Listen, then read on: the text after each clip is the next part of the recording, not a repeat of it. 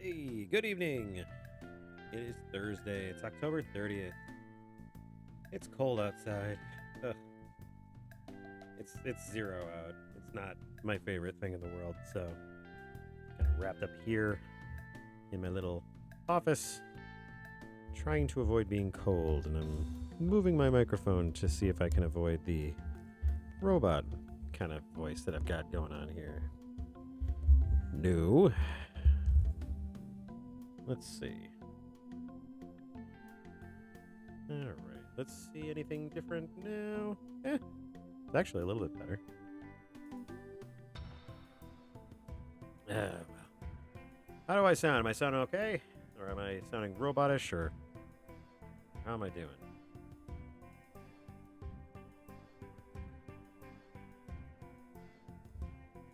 Oh, jeez. 4 liters of milk. That's a ridiculous amount of milk to spill. I can understand crying over that one. Oh, goodness gracious. Thank you. I'm glad I sound good. I am trying to not sound terrible, which is kind of what ends up happening a lot of the time. So, I'm sorry to hear that you spilled all that milk, Black Box. That sucks. Oops. Come on now. Oh, ugh. It was in your backpack. Ew. Oh, no. Yeah, that's... man. Fabric and milk does not work. It's a big no. Ugh. Yuck. I'm gonna do my little tricky here because I get so tired of this poor functionality, or my poor understanding of Clip Studio. There we go. Now, I believe I said there we go.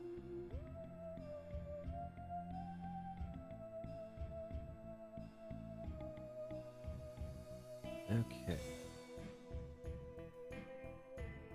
No.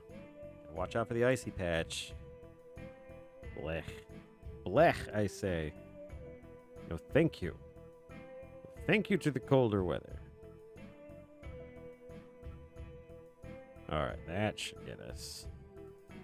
It did what I wanted it to do. Idiot. There we go. I was desperately trying to not have to draw that whole thing again, so.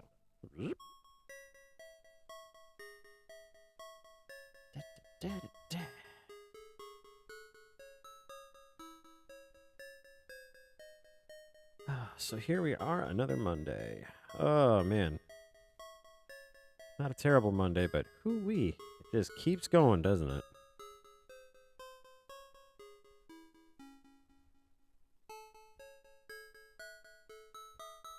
As I mentioned before, tonight's going to be my monthly art stream, so we're going to be doing a lot of arting and getting some stuff done. Actually kind of excited for that because motivation's been kind of low, so pretty happy about that.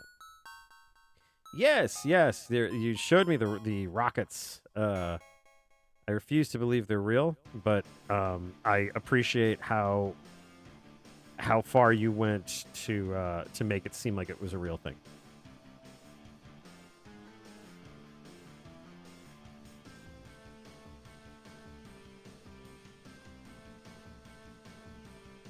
There we go.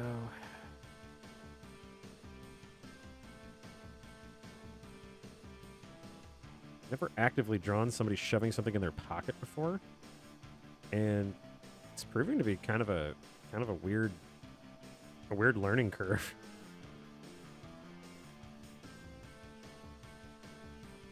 Getting it though, getting it. Feel like I'm getting it anyway. Yes, you showed me Canadian Smarties before, and they are vastly different than the variety here. There we go.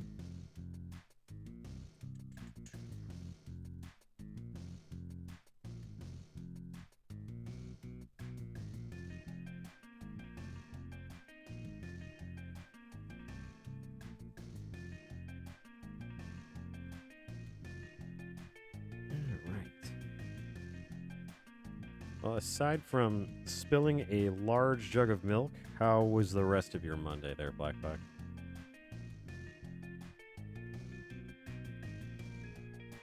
Yeah, your Smarties seems to be like a graduated M&M.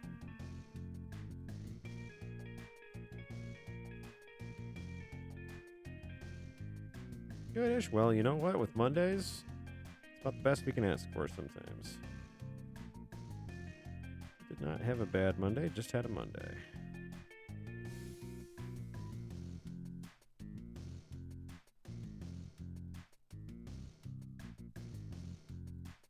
Change that up here.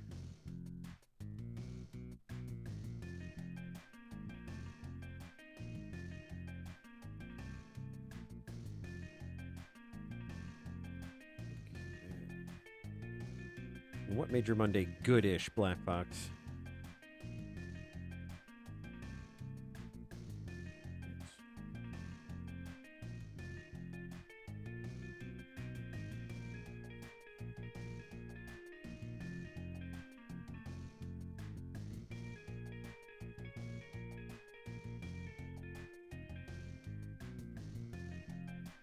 Oh, goodness.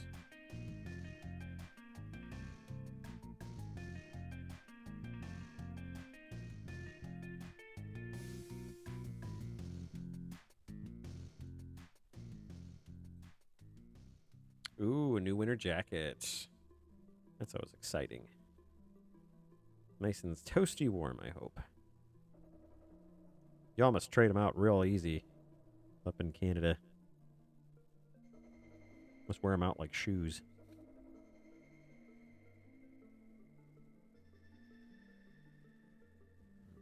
Do I still have any of that blue anywhere? I don't think I do.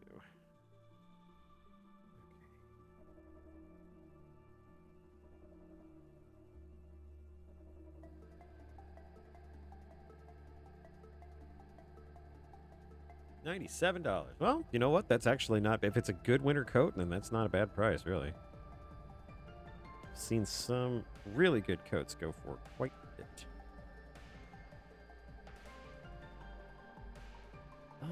Am I going to change up that bicep? Nah, I'm not gonna. Nope.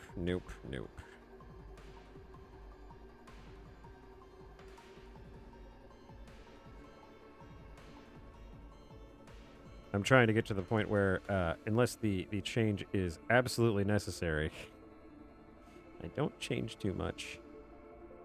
Because I really... Ooh-wee. Really do want to spend a million years drawing.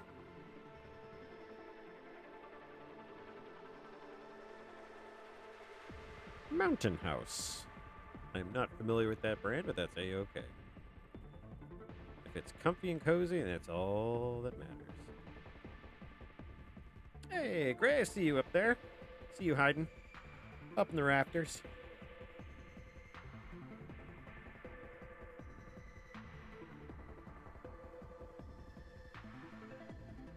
I would think, yeah, it's probably a Canadian brand. I haven't heard of it, so. Come on, I don't want rulers all over the place.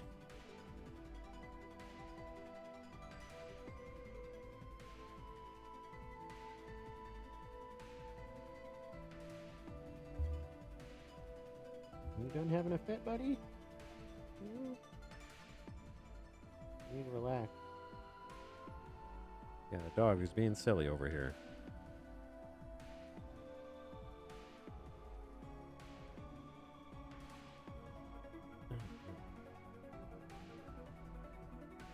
That's right. This was going to change.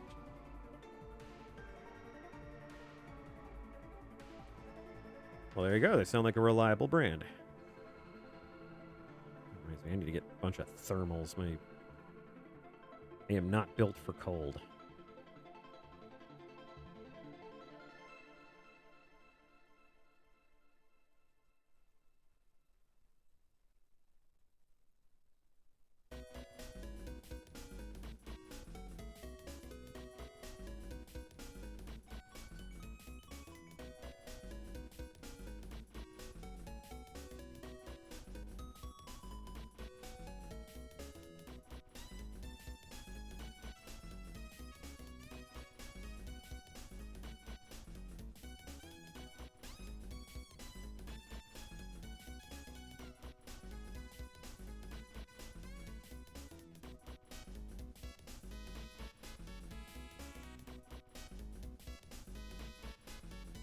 Welcome to the stream, Gray. How's your Monday going?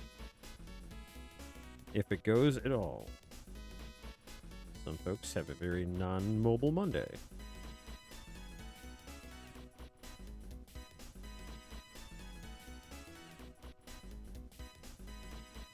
Yeah, I gotta say, thermal undershirts are the way to go.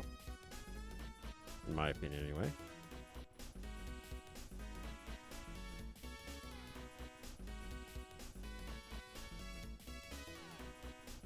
Okay. Yeah, save Clip Studio. Scare me again with your save tactics.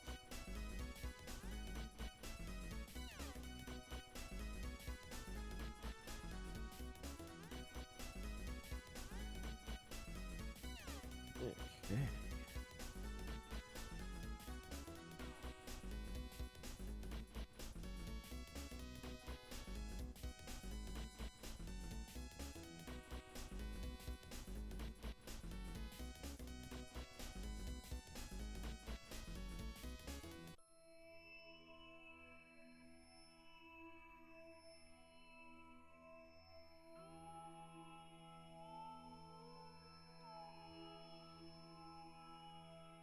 Yeah, it's not, Black Fox spelled a 4 liters. I don't know what that is in freedom units, but 4 liters of milk in his backpack. No one thought to tell him that it was a bad way to transport milk, but, you know, he just poured it right in there.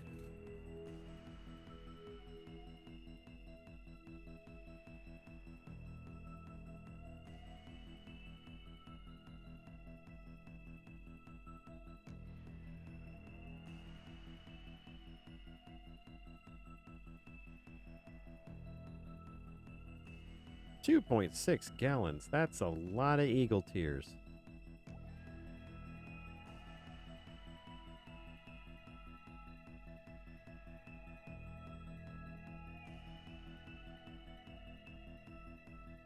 It's true, he did. Slipped right on it.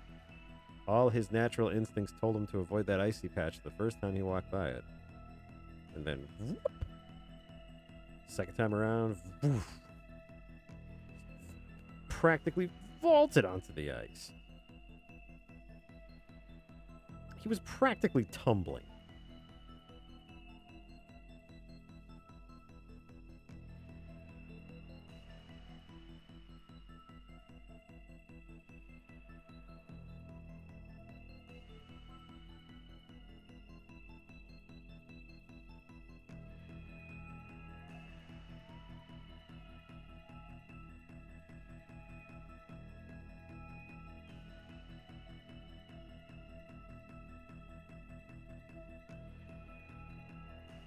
I'm really happy with a little line in here because I was distracting Kisuke with a candy apple stand. And the candy apple stand is called Delicious Deciduous. I was very happy with that.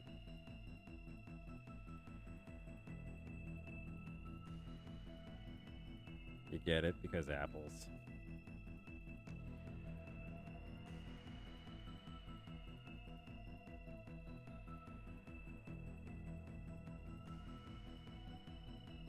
You were on a hill, so this was like an ongoing thing. So you slipped, you fell, you spilled 2.6 gallons or 4 liters of milk in your bag, and you were still propelled down the hill haphazardly. Please tell me there was at least some kind of a slide whistle or some other kind of demarcation that you were actually, you know, falling in need of help or something, that other Canadians were like, oh, geez, someone's fallen. I can hear the slide whistle. You can't hear it? Margaret, can you hear the slide whistle? Yeah, that Black Fox kid fell down again. It's got to be like the 4th time this month. Oh, my gosh. Holy jeez. Holy shnikes, if you pardon my French.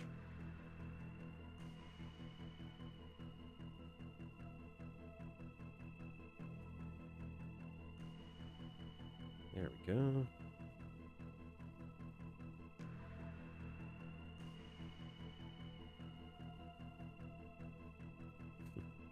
Detail, the common enemy of the artist.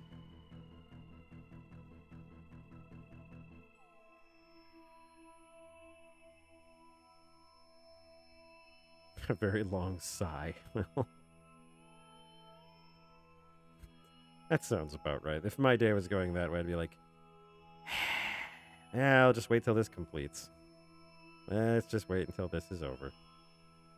We at the bottom of the hill yet? Nope. All right, still waiting.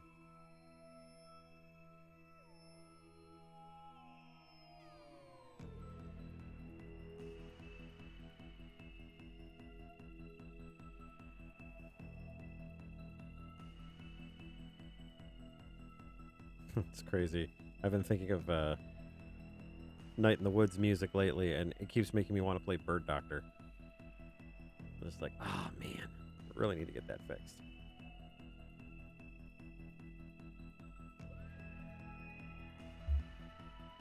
I just decided to use her. Why not? Makes the thumbnail more interesting when there's a different... There, instead of a blue blob in the bottom left corner, there's an orange blob. Thank you! Very happy with it. Got Pinot in there too.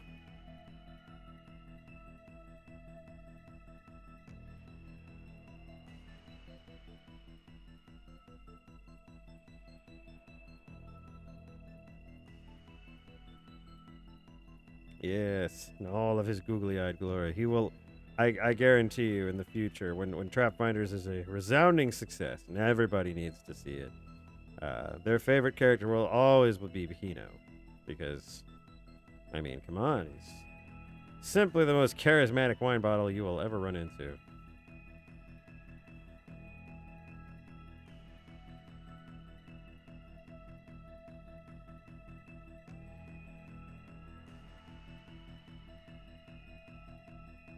Makes me laugh too, because it's just like, did she put it on with a marker or something? I don't know if she has one.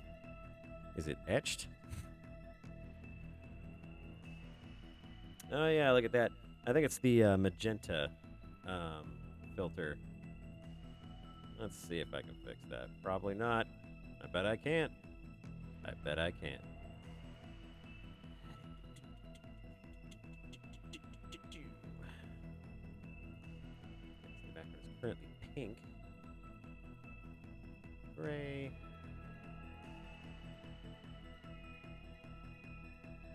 We could, well, we could try gray. Let's see if that works.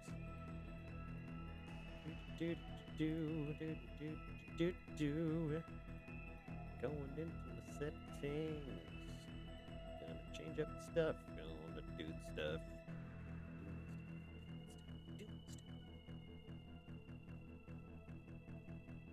Select the color.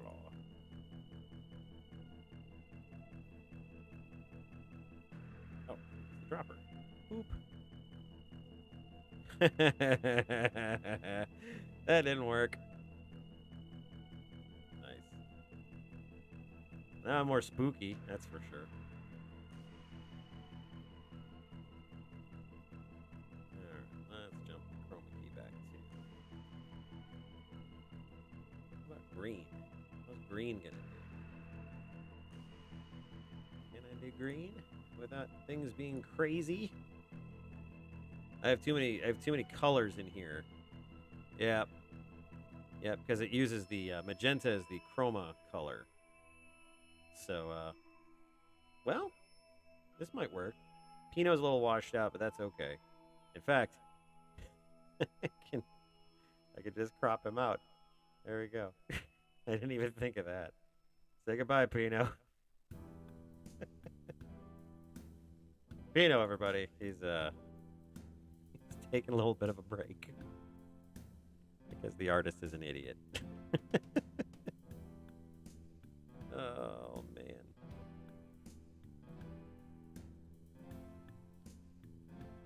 Oh, boy, oh, boy, oh, boy. Okay. I think I'm going to go a little bit more minimalist on the background colors here. Yeah, all the green is kind of sucked out. The chroma key is a bright neon green, and unfortunately, he's a little too close to that, so he gets a little washed out. So the selective chroma key is picking up all the light green and throwing it away. And the my little tunic here does not change because it's dark enough. But the wine bottle, yep.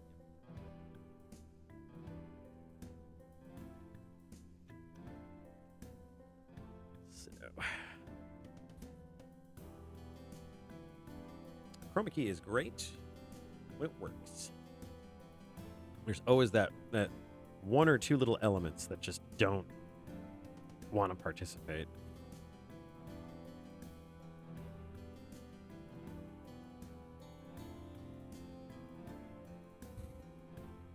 And I think I was going to add just a little bit of background to these bottom two panels.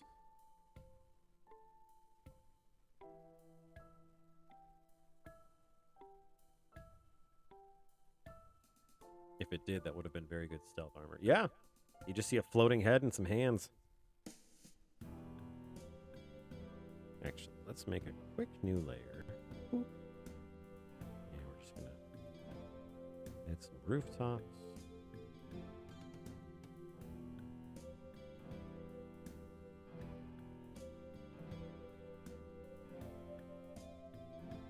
Actually, let's bring this little doodah down here, the stabilization. And let's add some trees. At least some vegetation. That looks terrible.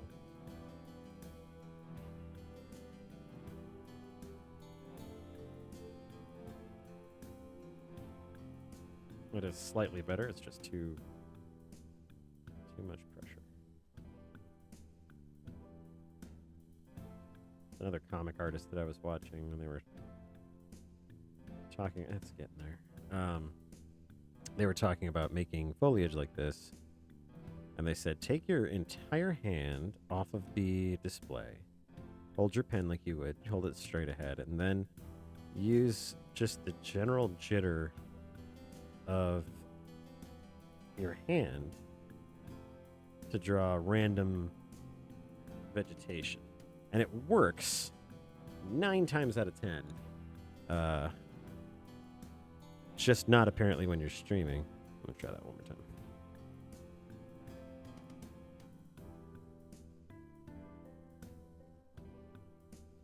Kind of gives you that nice uneven vegetation look.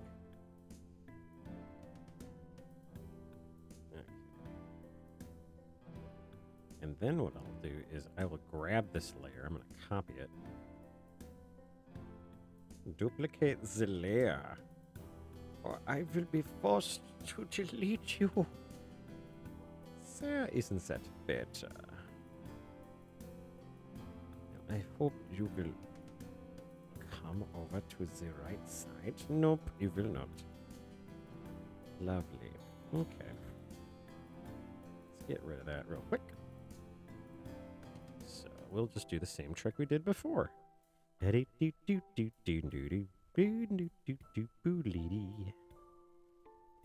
go like this, and doodly-doodly-doo. All right, and then when we go like, we go like this, we copy everything. And we go do, and then we go boo, and then we go paste. There's my handle. There's my handle. We just bring everything in that way. There's got to be an easier way of doing that. I mean, it's actively silly, but I'm doing it that way.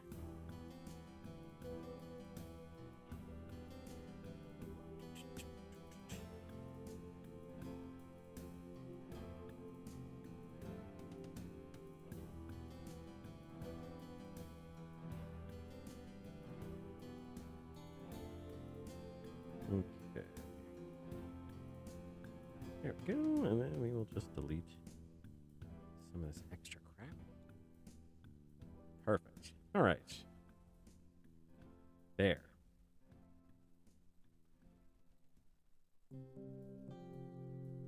I am very I'm very happy with this pipe cleaner tail that we have going on for Katya in this one. Looks great. So this is good for coloring. Might even get to some coloring tonight. We'll see. I think I'm going to do a little bit more work. I've been trying to get some more work on the character design turnarounds. So I'm going to be doing a little bit of that. I'm trying to get that out and onto the on the website and out on the Discord and everything. So working on that.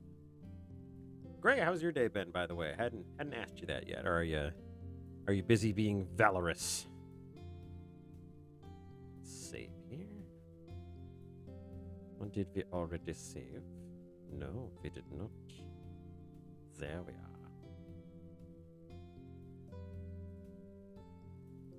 Yeah, she's a little mad. She's a little mad. There's a little situation that's cropping up there. There we go. All right, Keyscale, buddy. Let's get this done. Let's get your art done here. Let's get your art did. Hello. Well, everybody is just piling in. I'm super happy about that. Welcome, Blue. Nice to see you. Hopefully you're having a good Monday, if such a thing exists. Ooh, what game are you trying out? Inquiring kobolds need to know for draconic research purposes. Star Rail. Oh, Honkai Star Rail? Yeah. I checked that out. I thought it was really cool. I was all into the sci-fi. And once again, what is it? The main character, I like the female character, but the main female character is the cutest. It's just how it is. Unless it's a completely different Star Rail that I haven't played. But it's a pretty neat little game. I like all the over-the-top attacks. Those are fun. And the, what is it? The elemental weaknesses and stuff. That's kind of a neat way of going about it. I like that you can affect the battlefield that way. All right, you little shit. Let's get you drawn. Well, you're already drawn. I just need you to look pretty now. I have been playing, in my limited downtime, I have been playing way too much Talisman. And it's actually become more fun. Oh, no, they totally do. Kafka definitely sounds really bored. I don't remember what the name of the main character is. But yeah, she looks bored. I mean, she's just like, okay, we're in space. I guess I'll take this bat and just hit things with it. I don't know. Space. Yeah, it's definitely... She kind of has that look about her. A very contrasting view to Lumine from Genshin Impact. But yeah, no, it was cool. I thought they had some really nice stuff in there. But I've been playing Talisman on random, and that has proven to be very interesting because holy crap. I also am a basic kobold, and I have a large number of the expansions. So here we go. Look at this handsome mug. Look at this old doof. Actually, that'd be a cute design to put on like a shirt. Just his little face. Killing Floor 2. I have not played Killing Floor 2. But it sounds like it's to die for.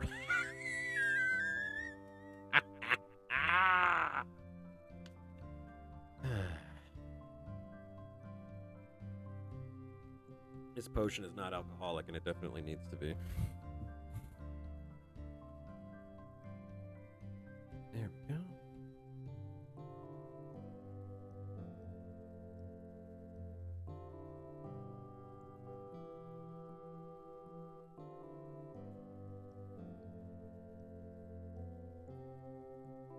Look at that face. This might be one of the best Kisuke faces I've done in a long time.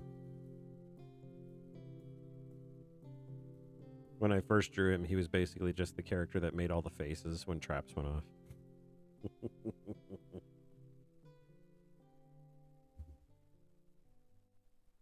Yeah, you play the Rouge robot. The rogue robot, Black Fox. I will backstab you with my many, many pieces of binary information. Laugh.exe.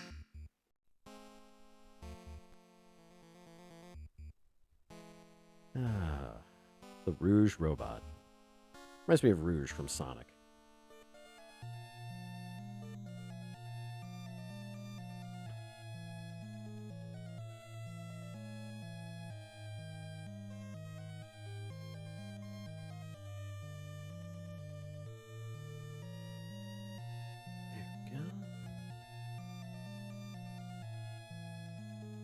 You toot, Mr. Sir?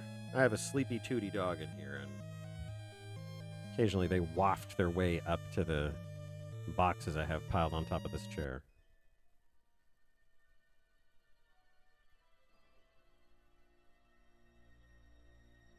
There we go.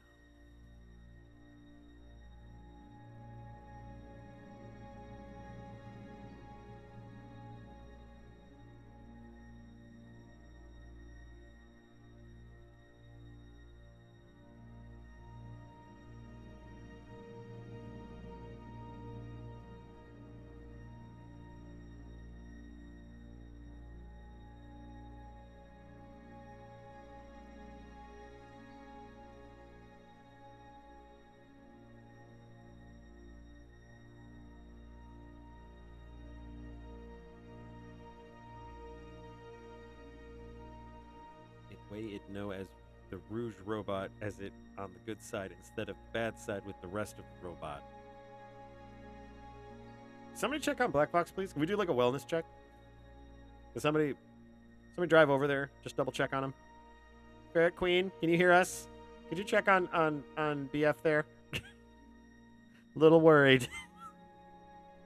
Sounds like that kid. Like, did you have you ever, when you know that you didn't with when you could, but you didn't with, how do you know with when you did it? And I'm just sitting here drawing, going, what the hell is he talking about? Something about a robot, and I don't know if this is what happens to you when you play it. I don't know if I want to play Killing Floor 2.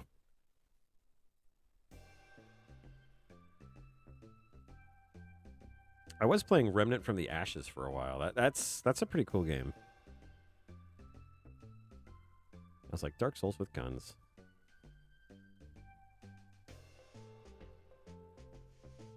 Look at this handsome lad. What a handsome boy. His face is very squishy today. Look at this squishy face. That squishy face. It's just so squishy. I love it. Just give him some little angry eyebrows. Oh man. Thanks for bearing with me, folks. I am just getting through the day. Bloodborne, fine game. I would love for there to be a Bloodborne 2, but I don't know if they'll ever do another Bloodborne, to be honest with you. I think they just did the one. I think they were one and done.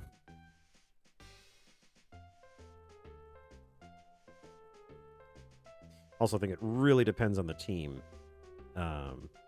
Bloodborne, I wouldn't say it's Dark Souls with guns, because the guns are so inconsequential. The second one, everyone says the second one's really good. I had never played it before, and it got on sale, I think. Yeah, it was on sale. Oh, no. I got it on PlayStation. It was like PlayStation Plus. and I just downloaded it. I was like, oh, this sounds neat. And like, once you get through that first introductory chapter and you get into the desert, it's like, okay, now I kind of get how this game works. I will say grinding in a game like Rev is way better when you have a gun. Grinding in Dark Souls is hard enough, but it's like you have to literally beat the souls out of things, and it's like, oh man, can't I just shoot them?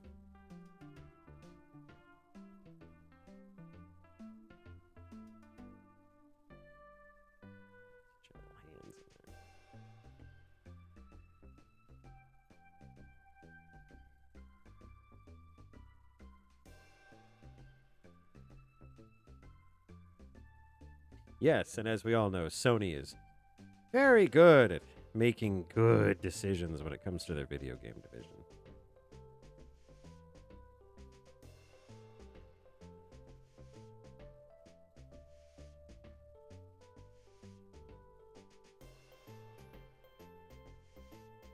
Honestly, that's probably why the development has been like 0 at this point, because it's like by the time Sony has made up their minds, FromSoft will have made 8 other games, each more Bloodborne than the last.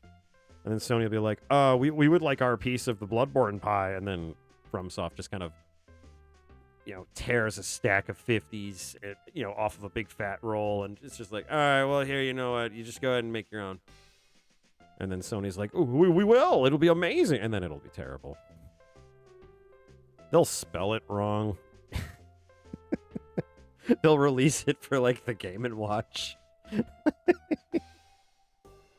It's not even associated with them, but they'll do it. I swear to God. I have worked for as an office kobold for tech companies that are consistently 5 years behind everyone else, and it is some of the most frustrating crap. Just like, are you kidding me? Oh, cool. This is a neat new product that we're putting out. Too bad it's been on the market for like 5 years. It's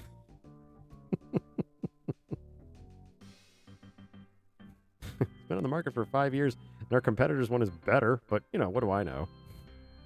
Just a little blue kobold getting you your coffee.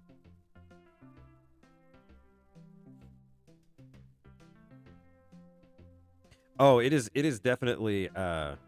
Bloodborne is definitely a HP Lovecraft Simulator 2016.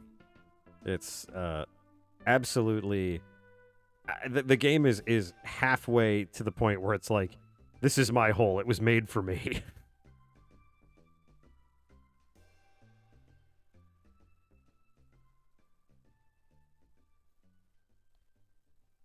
Keyscape out of your hip is way too big.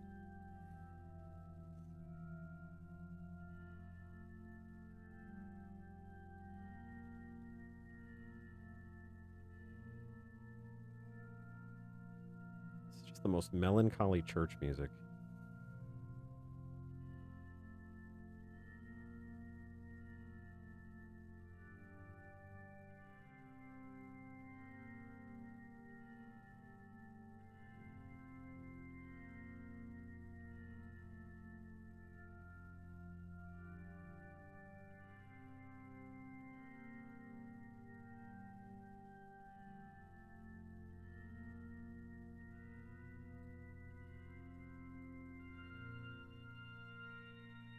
Yeah, essentially. That's how it works. There he is. There's my buddy Keisuke. Man, look at you. This is what you looked like when you were alive. Ah, well. You're super dead. Dead. Stabbed you? Stabbed you myself. Right in the back. Ooh. In the back. Super dead. Just dead. You play the medic class and the support class in Bloodborne, and in Killing Floor. Yeah, everyone needs a support character every now and then. I liked playing the medic in Team Fortress 2 in the short time that I played it, And then I realized that I was essentially just putting a big sign on my head that said, "Please shoot me first."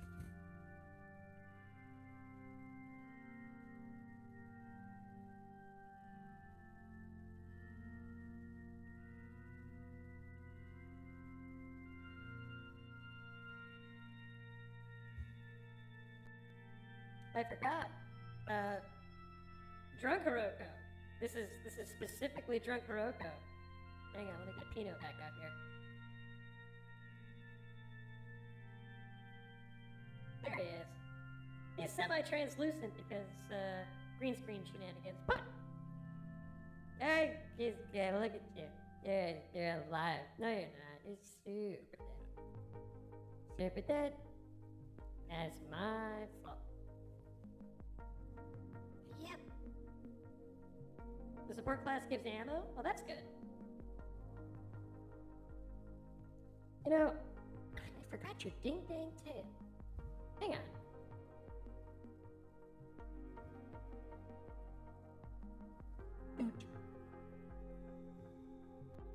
There's only so much I can do that. There's only so long I could do that. It's weird. There's this weird flange that kind of comes out when I do the voice changer. It's probably just because it's the integrated voice changer on my soundboard here, but there we go. Oh, so in Killing Floor it gives ammo. Gotcha. There was it Free Space? I think it was Free Space. It was a space simulation game. There we go. It was a space simulation game, and one of the things you could play was support. Like, the support craft would come and actually drop off, like, ammo and, like, I think they'd help recharge your shields if you were able to stay still long enough. But I always thought that was funny. It's just like, I'm out of missiles. I had better stop moving, and I had better wait for someone to hand me some more missiles and not try to dodge or anything. It's like there are literally lasers and missiles everywhere.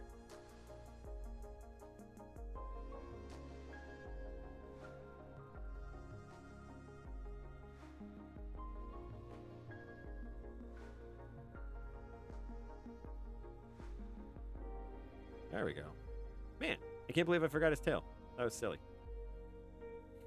Also, this wine bottle is unfortunately placed. Let me go ahead and hide Pinot again. Yep. Oh, I see. Yep. Boop. There we go. Do. Oh, you're missing a boot. You are not shoeless Kisuke Jackson. You actually have boots. Because look at these little feet. They need to be protected. They're tiny. Tiny little critterkin feet.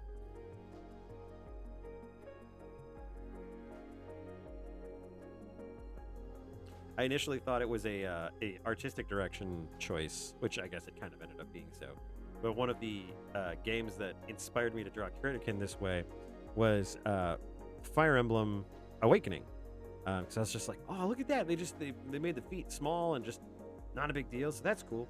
And I didn't realize until later that apparently the 3D characters had been sunk about like the equivalent of like 6 inches into the ground.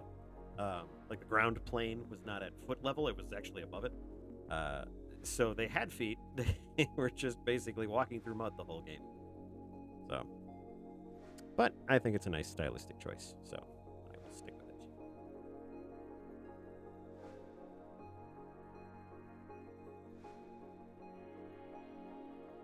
Tossing a bundle of rockets to the demo player doesn't sound like the best idea, but when in the apocalypse, I suppose. You know, when in the apocalypse, do as the apocalypse do. Just completely devastate everyone.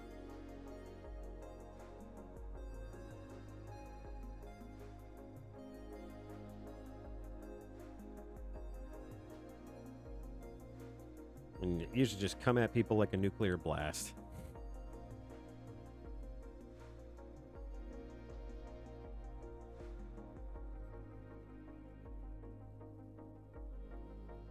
now.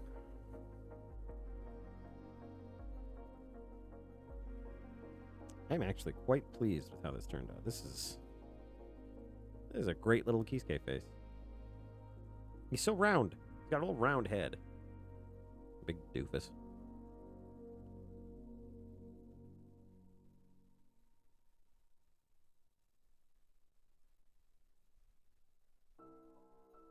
Hey, have you calmed down? Yeah?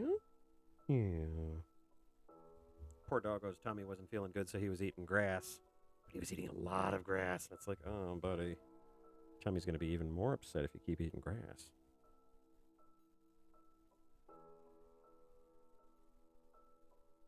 Oh, my. Your chest is not in a good place here, buddy.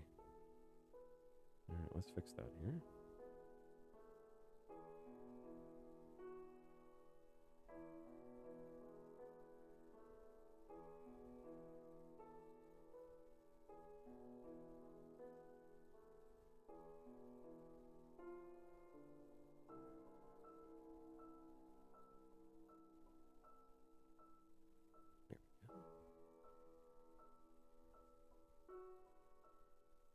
You say medic grenade, and I think to myself, it's kind of like a healing shiv in D&D. It's like, I'll stab you with my healing shiv. It does 4 damage, but heals 6. Thank you, old man.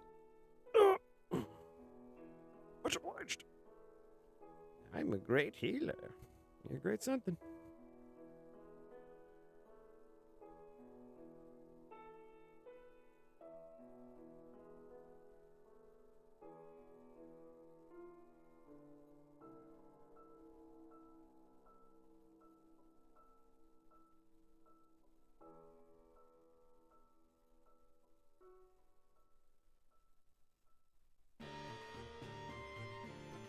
Ah, I see. Heals players, poisons Zeds.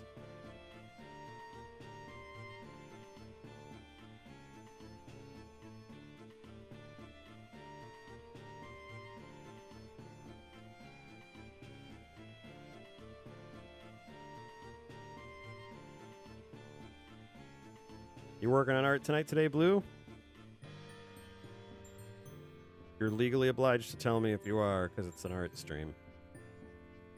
I checked with a art lawyer, and they were absolutely in on that. Hey, Dynamic Cat, good to see you.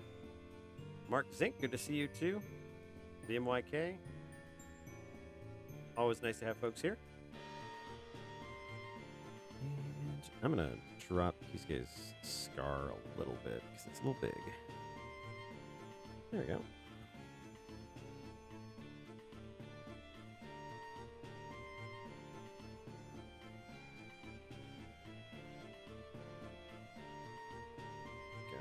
Other scar? Yes, Dynamic Cat is here. You can tell because the air of quality has entered the room.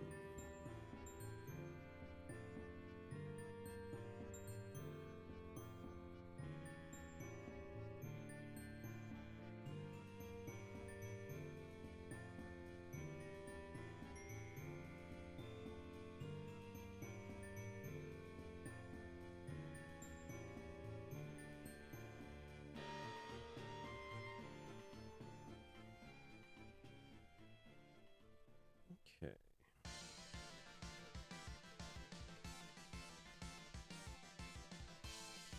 You know, the I think it's like what is the FM88 is kind of the synthesizer where this type of music comes from. And it was very popular with, I think it was like Japanese computers in the 80s. But it's funny, I do have an affinity for this particular like Etrian Odyssey music. But other than that, it's like a lot of PC88 like music. It's not great.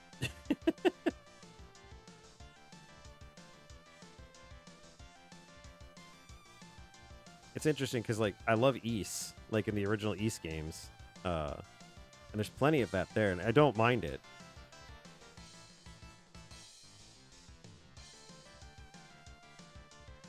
God, it's been so long since I've played any Etrian Odyssey. I really need to play again. Actually, last week's foray into Solata Robo kind of reignited some of my love for the DS. What a great system! Absolutely fantastic system.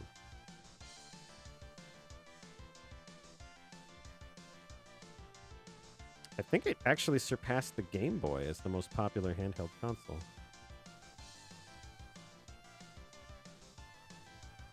Might have been the 3DS as well, but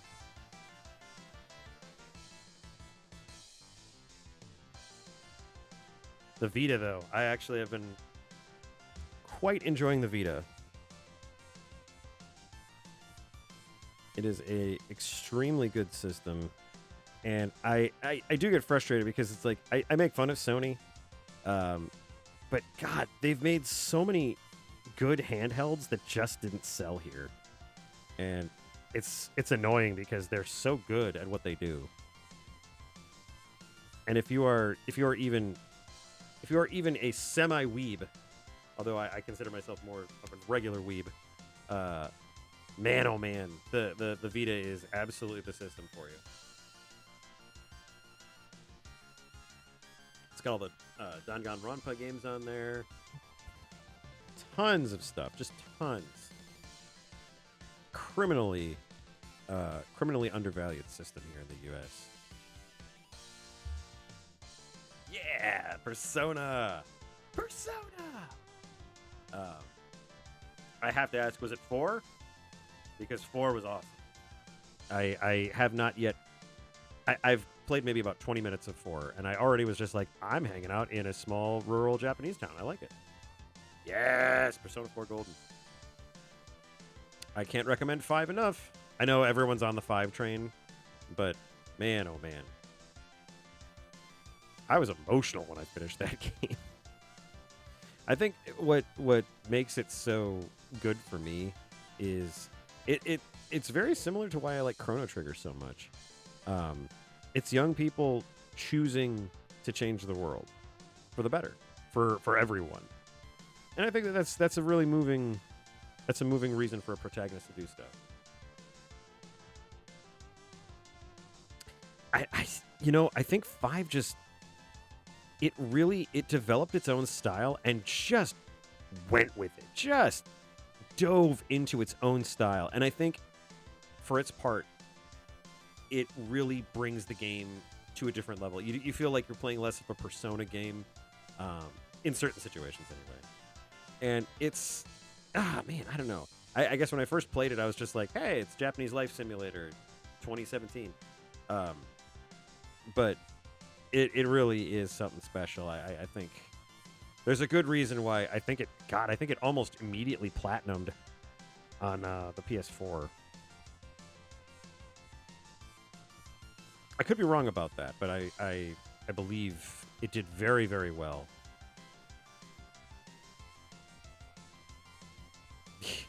The next game should have a bunch of young guys going around making the world a worse place to live. Come on now. That's not fair. I would buy that game, but still. What they need to do is they need to do a 2023 reboot of Rampage.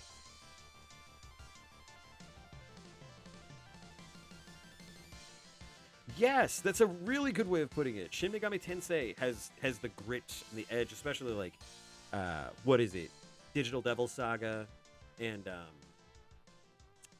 what's the one? It's like you're playing the Prince from Hell.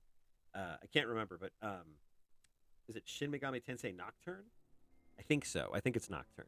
But yeah, those games all have tons of grit and edge and personality.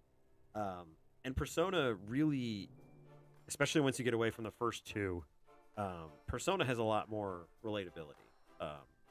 It's kind of the Harry Potter thing. It's just like everybody enjoyed, or for the most part, everybody enjoyed Harry Potter because it was school kids at a magic school in danger.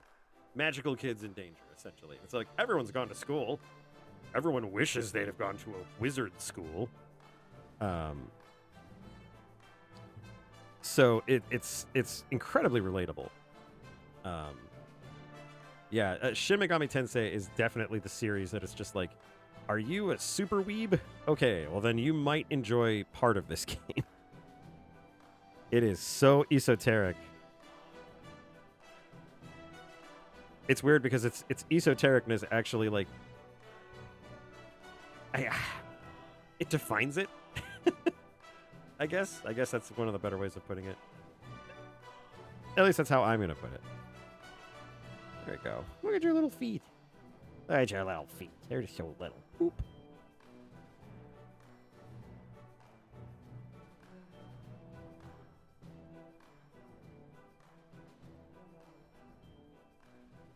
He's just so round. He's just so round. He's adorable.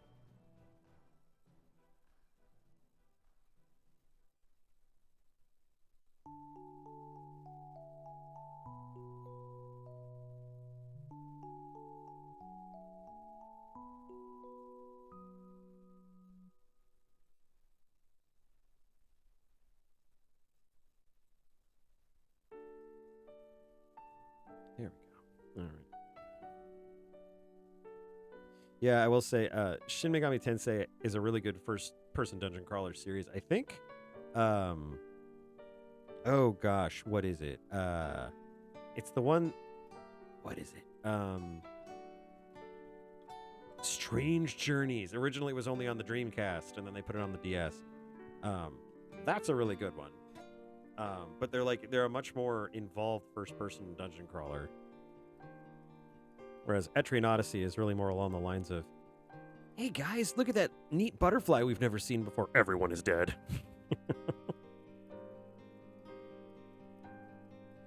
Like if your party isn't massacred by an adorable woodland creature, you aren't even playing Etrian Odyssey right. Round is a friend shape. Friends are round.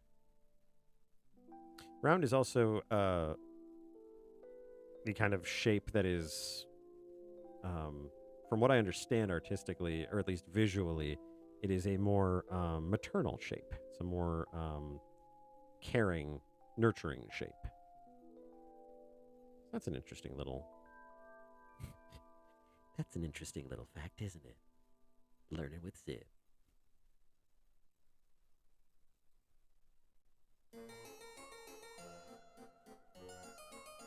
Everyone needs a little harpsichord now and then. So I think this is Queen. Yeah, this is Queen. It's Queen. Oh, hello. Come on. Go back to the... Go back to the... Okay, no. One of the problems with having this sync up with my Mac is that it does stuff like this occasionally. There we go.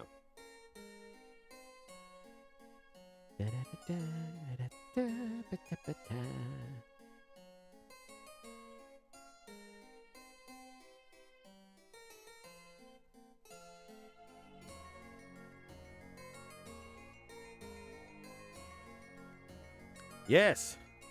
My cluttered desk. I desperately need to clean it up. Who has the time, really? And I'm quite small.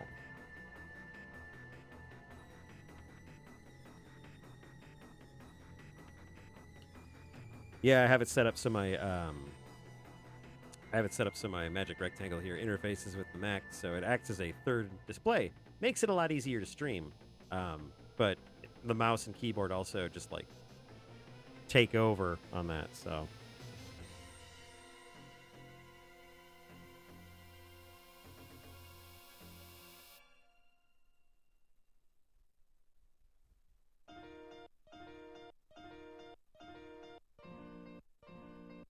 There we go.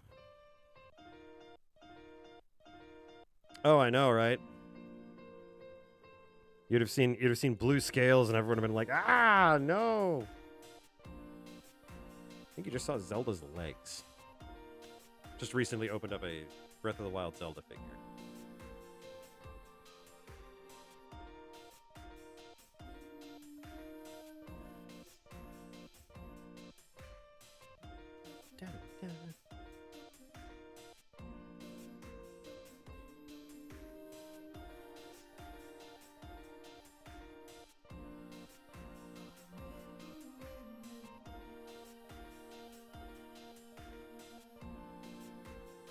Like, I'm pretty sure Toby Fox has a good end game for Deltarune. If the writing for Undertale is anything, or any indication, I should say. But man, I really love that story. I really love those characters. I even found myself liking Lancer, and I thought I wouldn't even like Lancer.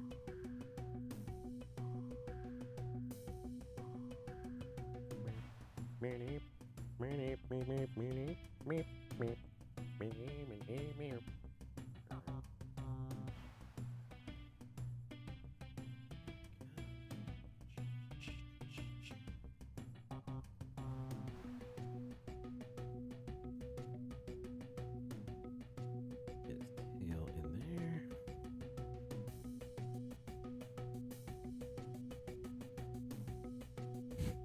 I have altered the tail. Pray I do not alter it further.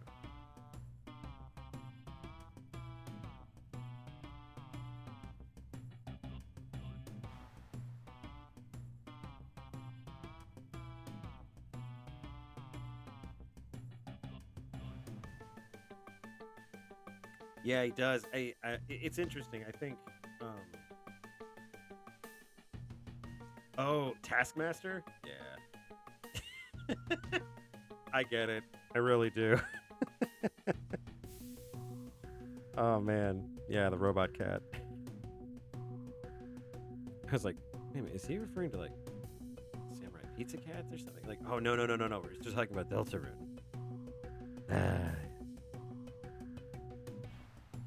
All right, buddy. I think I've just about got you here. This turned out way better than I thought it would, actually, to be fair. New brush is very nice.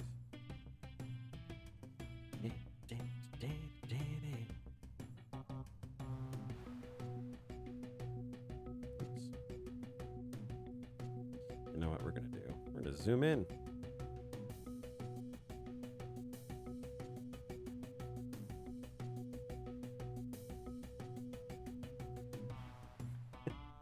And this is where the scar would be if he had lived through that.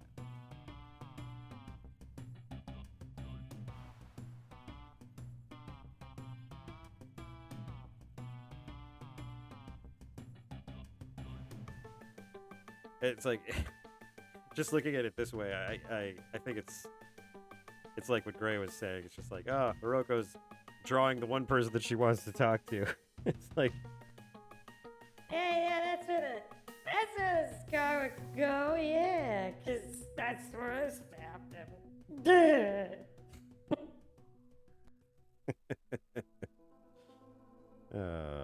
I'm having too much fun with that.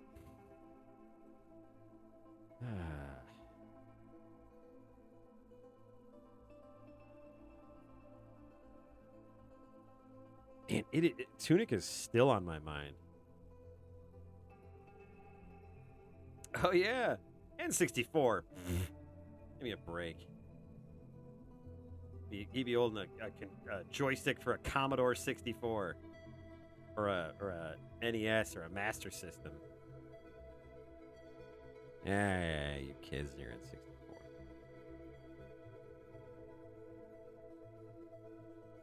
That and dude, I don't know if you've looked at an N64 controller.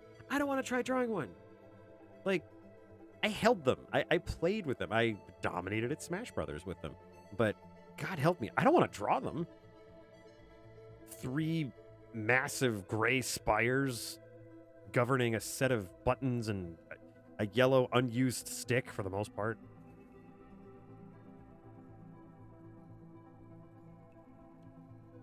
Yo, you're the coward with the shut up. Why don't you... Where'd you get your clothes? The toilet store? I like how Blue's only comment so far in this entire stream has just been coward. Got him. Oh man, good to see you, Blue.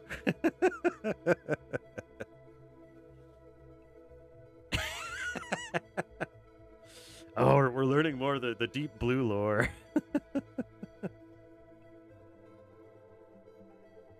Just have to I have to start drawing you chuckleheads at some point.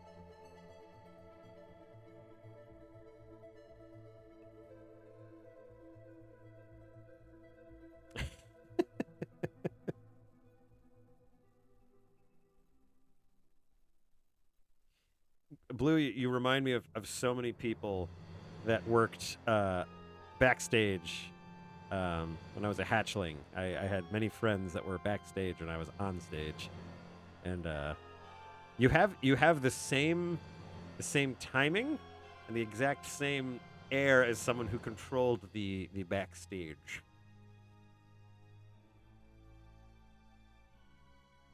Yeah, I'm looking forward to playing Tunic through to get the good ending on my own. It's something I keep thinking about. It's just like, wow, what a game! It really, and I'm trying to really.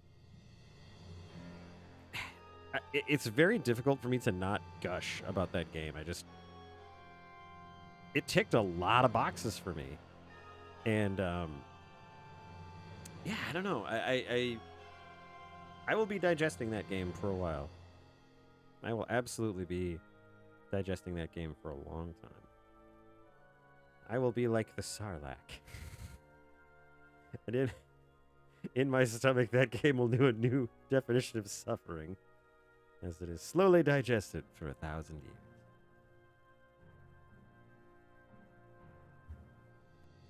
Now, comments like that absolutely make me sound like drunk Barocco.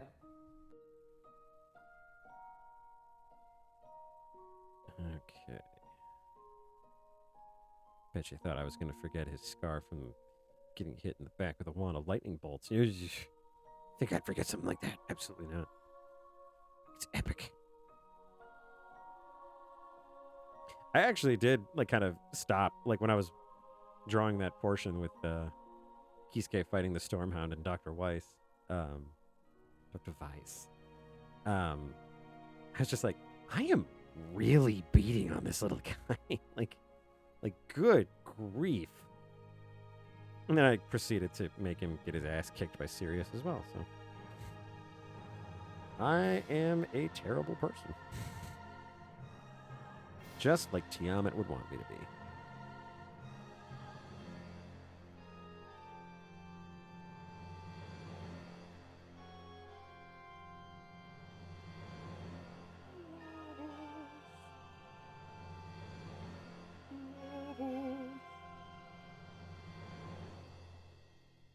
Oh no, I mean that's the whole thing.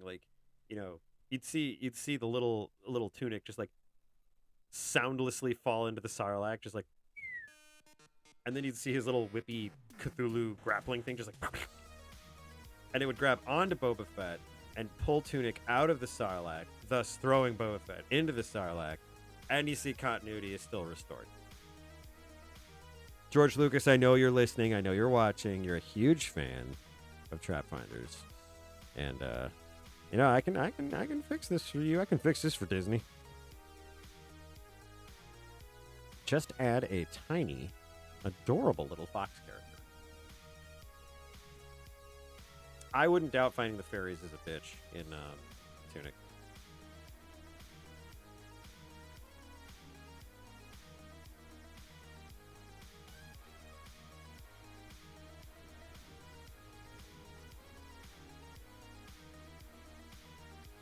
It's funny. I do agree with that. I will say, though I will not say where it is, I did do fan fiction when I was much, much younger. And I will say that it was very easy to see how a Mary Sue character could really ruin something. And no, I really... I do feel like the characters have to go through stuff, but it's one of those things too where when I was still a hatchling, I just toddled out of my egg, and no, it's interesting. I do like characters that have flaws. I do like characters that have foibles and that they have scruples, and just characters that have character, as weird as that sounds. And I'm really big on characters that have weaknesses, and not because I want to exploit those weaknesses, because I want to see how they interact with their world with that weakness. It's something I do with D&D as well. It's when I'm really convinced I have a campaign that I want to run or anything, I will try to make it so my player characters incorporate some kind of flaw into their character design. Again, not so I have some, advantage, like, haha, you thought you could save the starship, but there's a plate of rigatoni on the bridge.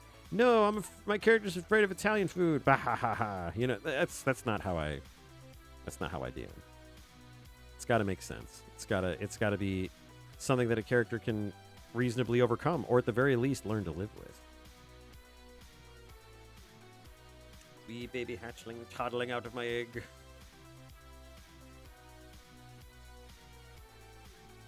Exactly.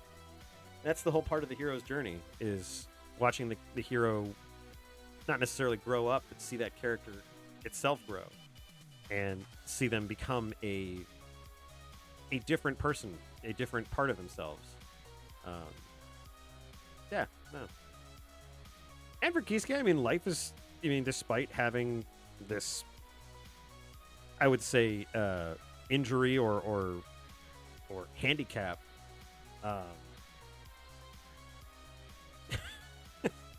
watching the hero crawl off an egg. But with him having this handicap and everything, his life is still, it's pretty okay, And I kind of purposefully made it that way. It's like it's like he's doing something that he cares about. He's doing something that he likes to do. Clearly likes Katya. Life is not terrible for little Kisuke. And I'm cool with that. I'm cool with life being good for him.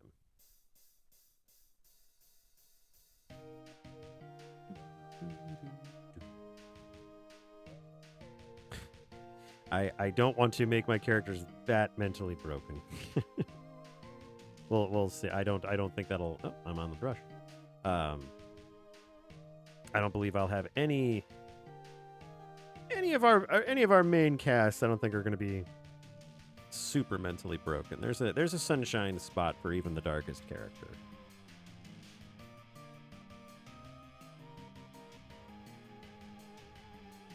So come with me, let's die anywhere else. Anywhere, just not here.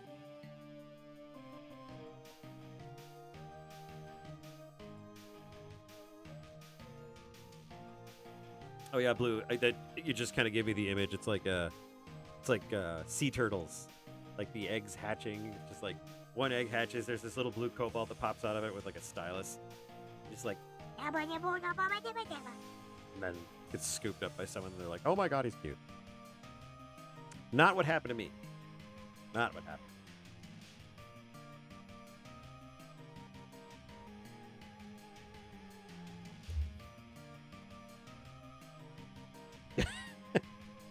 The origins of the epic.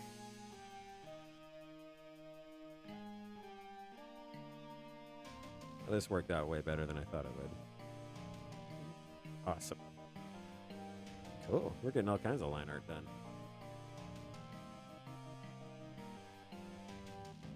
That's what I should. It was one of my thoughts to do a follow alert that was a little kobold hatching, and it like be a random color, like one of 6 colors. Everyone gets to join the kobold army.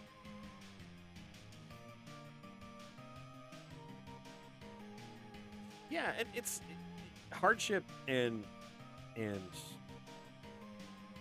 I guess the struggle. It's important. I mean, if you don't fight to overcome something, have you really achieved something? I guess that's a more fatalistic view of it, but we're gonna call you Inked, buddy, and then we're gonna color you later. Magic rectangle, save, magic rectangle, save. Yes, deep in the bowels of the folder called comic art. I will hopefully have these inked up. Well, I have them inked up. I hope I have them colored up and ready to be on the website. And I'll probably actually throw a little spot on the Discord for. Well, I mean, it could go in the comic art. I suppose. But yeah, I'll have that up shortly. moving on to the next project.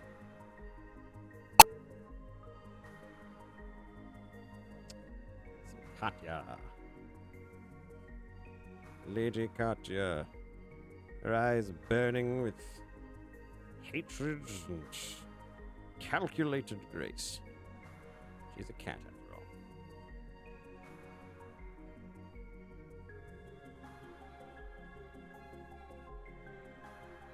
Audio crack? Oh, sorry. Sorry when I... sorry about that.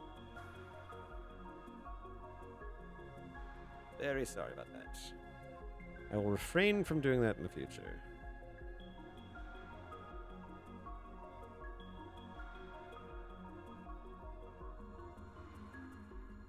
That, I think, was because of unplugging the magic rectangle. That's my apologies. I like to project the fact that I know what I'm doing here, but still don't. Still don't. God, I've been doing this since, like, what, May? Yeah, late May. Something like that. I'm surprised that the stream works as well as it does. Yeah, that definitely sounds like Berserk. And given what he's gone through with Guts, it's like, no, I get it. I get it, and I support it. That dude, he's been through some shit. Also, I saw the, I believe it's Good Smile that produced it. But I saw the Guts, the new Guts figure in his Berserk armor, in his crazy Berserk armor, and it is so awesome. It is, if it wasn't apparent that they were taking a lot of stuff from Berserk for Dark Souls and Bloodborne before, that figure is definitely a great indicator.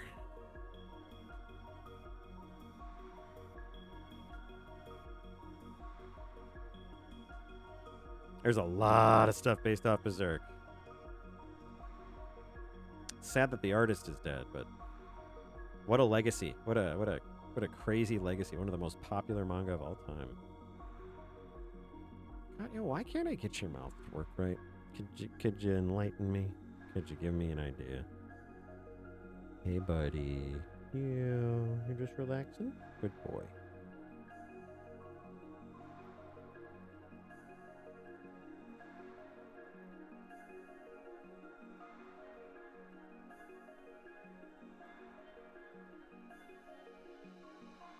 I think it was, what was it? Those guys, I think it was in Dark Souls 3. Those skeletons that were attached to wheels. Like, those are like directly from Berserk. It's like a absolute like homage to the creator.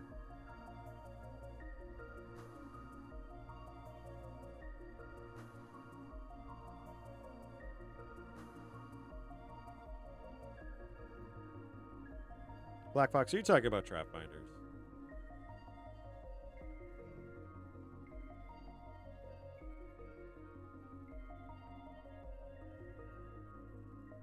Yeah, it's true, and what an honor for that, for his apprentice or his apprentices, I should say.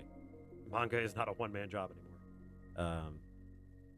But yeah, how cool for his team to be able to live on with that dream. It'll never be the same, but you know, they learned from the best, so that's cool in itself.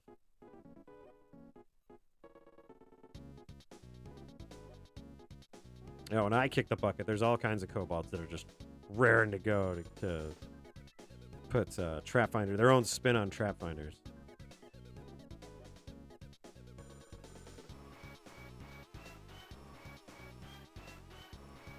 Isn't it crazy that Big Shot is such a good song, but all of the remixes of Big Shot are in some way, shape, or form slightly better than the original?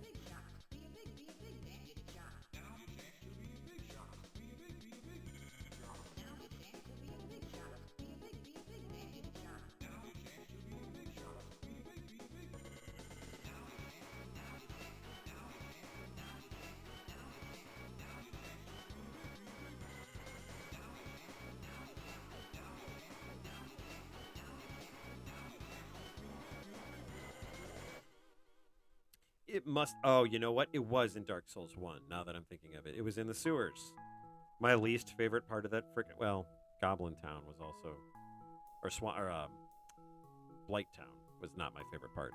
But the sewers were so aggravating. I guess it wasn't even the sewers. It was the slimes. Just like, oh, I'm trudging around in this sewer, doing what I do best, killing monsters, and oh, look at that. Now a slime's on my head, and I'm pretty much dead. Cool. It's only 50,000 souls. I can go back and get it.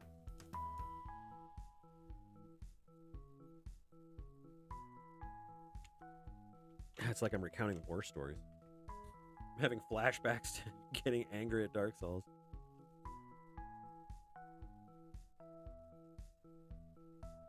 Gonna be in some nursing home many years from now, and gonna wake up in a cold sweat being like, I just lost 40,000 souls.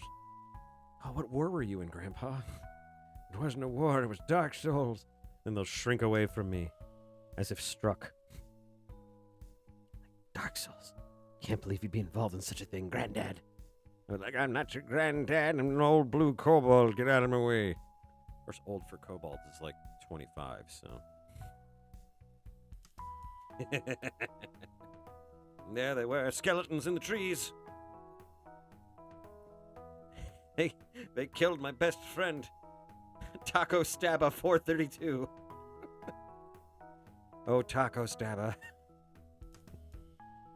Had plans, he did. Once he got back from the war. Just getting sad now, never mind.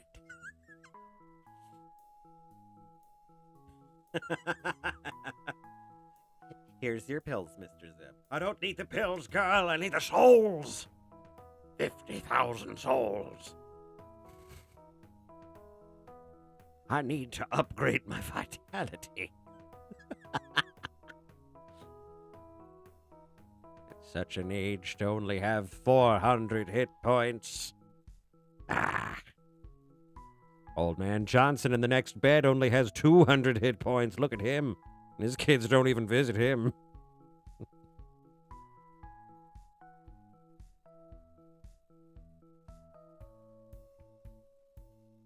Painting a very dystopian view of retired Zip.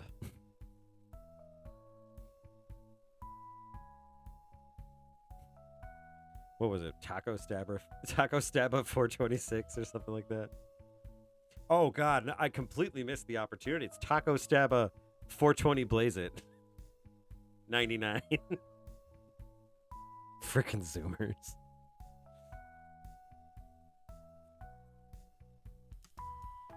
Taco Stabba 420 Blaze It.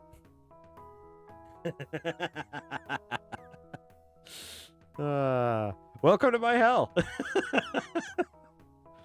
I can't draw shit when I'm talking to people. Glad to make you laugh, though. Everyone needs to laugh on a Monday.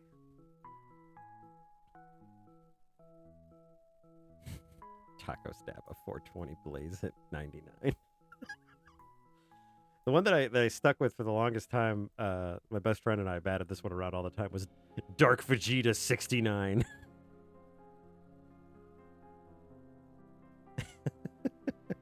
I'm glad.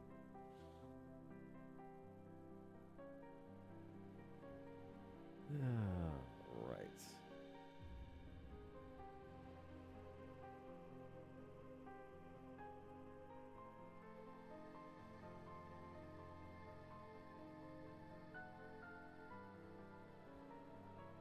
Such good piano work in Tunic. Very well timed as well. There we go. It's a nice little bust of our favorite monster slayer.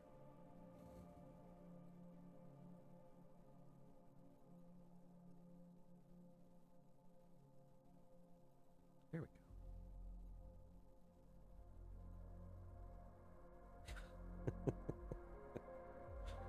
Man.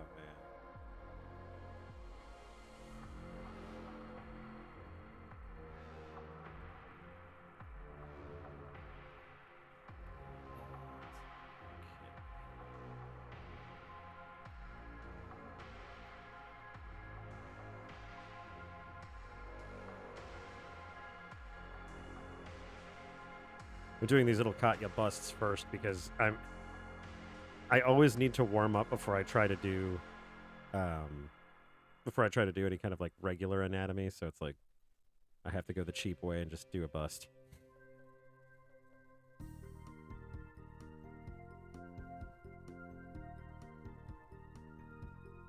I think we established at one point that this sounds more like a very tech-savvy medicine commercial.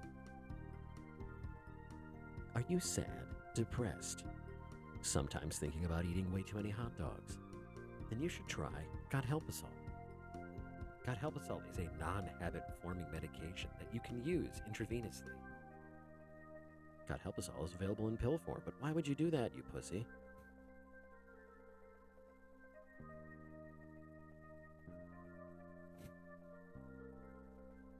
Possible side effects of God Help Us All include shrinking, marrow explosion, extra feet, bats.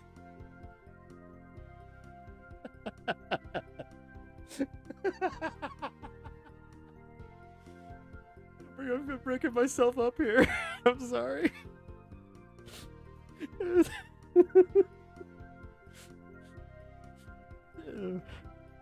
One of the symptoms is bats. Like, what is it? Because bats exist, or do you generate bats? God, it's like I want to know, but I don't. Yes, I've used God Help Us All in a previous stream. It is one of my go-tos because God, it just feels so clever. God help us all.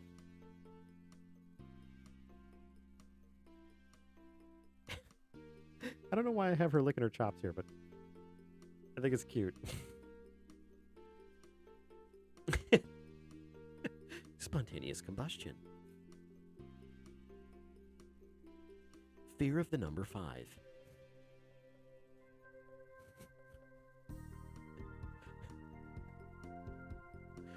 The condition known as thundercatia.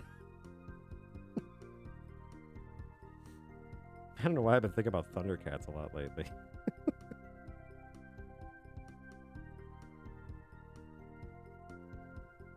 Oh, man. Oh, boy, oh, boy, oh, boy. It's what we call a Need to Laugh Monday. That's all of them. Yay. Every Monday from this day forward shall be everyone must laugh. If you do not laugh, you will be shot.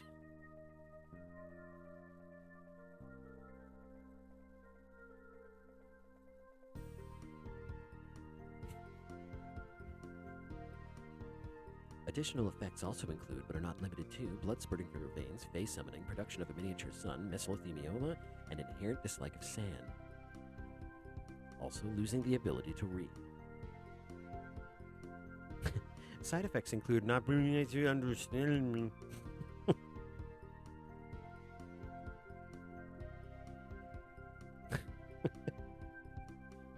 Side effects include clown dreams. That in itself would keep me away from any medication. And, okay, yeah, this new medication should help your symptoms very well. Cool. Does it have any side effects? Nothing too crazy. A little bit of nausea. Probably don't want to take it while you're operating heavy machinery and clown dreams. There's also that... Wait, was that last one? Heavy machinery? No. Backup one. I would not be a good doctor. I'd be making stuff up all the time.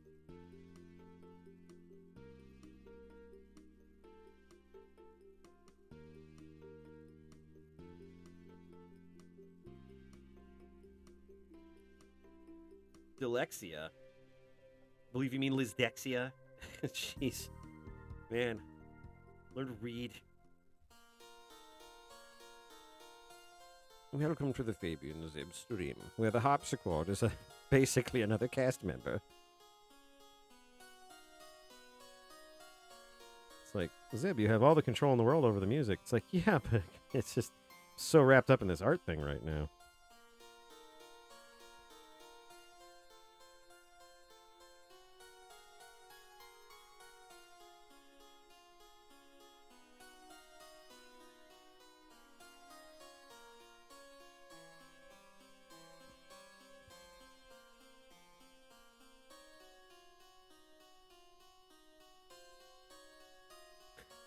telling you, clown dreams. I mean, the fact that you might just be, sleeping, be like, this is a nice dream, dreaming of a beach, and suddenly, just like in the distance, you just hear Calliope music, and you're like, oh no. I have to get off this beach. Where are you going?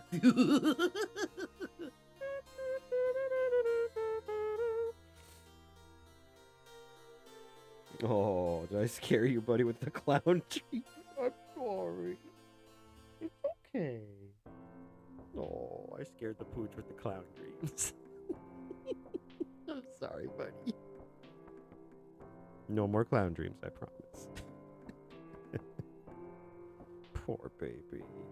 He's had a rough day. Not just because he's a dog. He's had a rough day.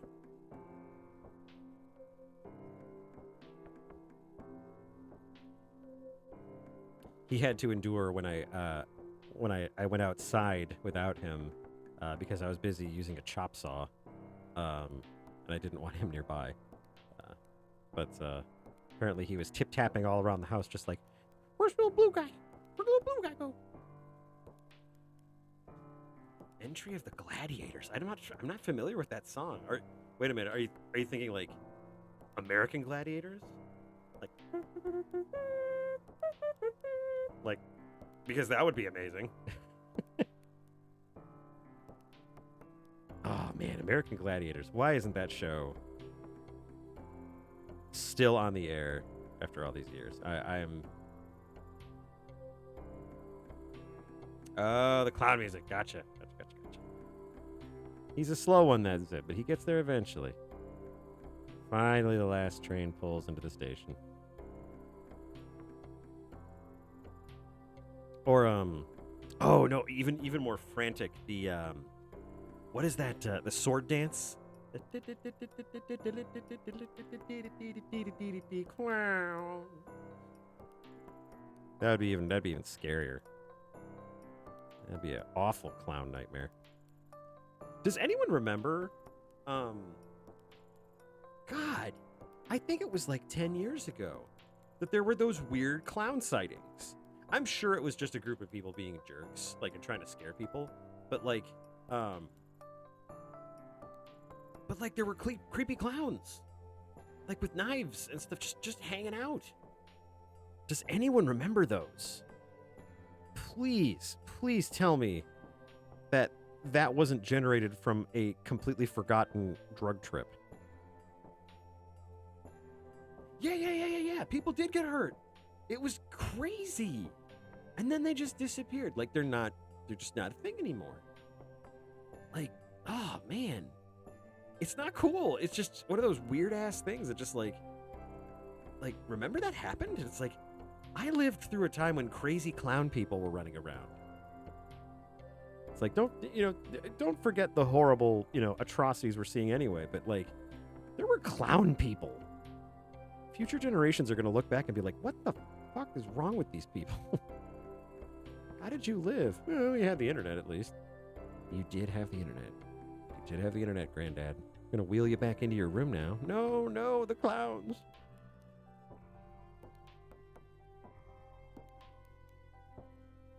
TV had the one cosplay that I saw more of from 2012 to, geez, I don't know, now. It's like, I don't begrudge anyone cosplaying, but sometimes it's like, man, everyone has apparently hollowed out a monitor and worn it as a helmet.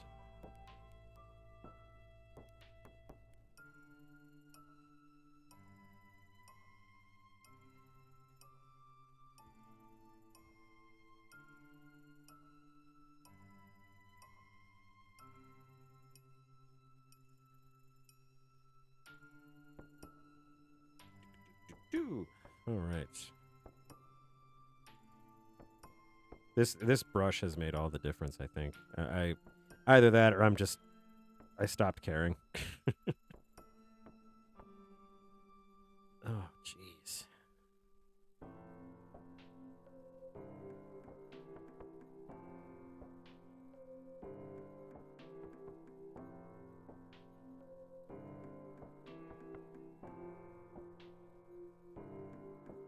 Well, that seems way more benign than people in clown costumes either just being creepy or actively harming people. Like, if some dude drops a CRT on my front doorstep, it's like, all right, that's kind of annoying, but, you know, maybe I need one. Maybe I'm trying to run a Genesis, you know? But, yeah. I'm going to say TV head, definitely not as scary as random clown shenanigans. Oh, random clown shenanigans. That's my next band. We are random clown shenanigans. 1, 2, 3, 4. I think we'd be like ska core.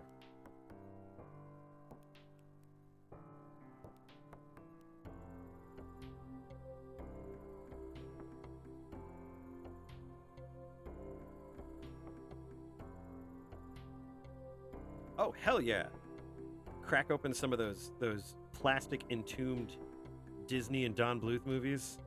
Watch the original VHS copy of Land Before Time. Cry. That's a solid evening.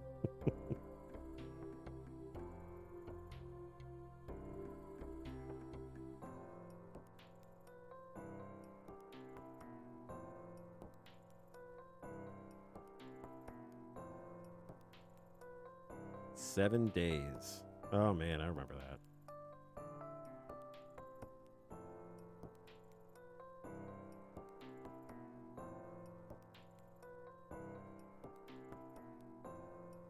I think we can all agree that the last, I don't know, 10, 15 years or so could just be like, we could just ask the lizard people to reset the simulation.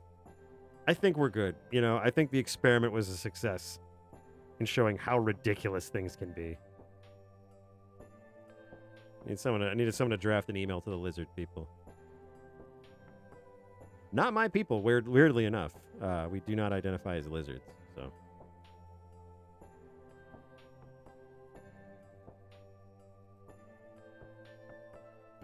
Okay. How about we stop messing around and actually do the tail right?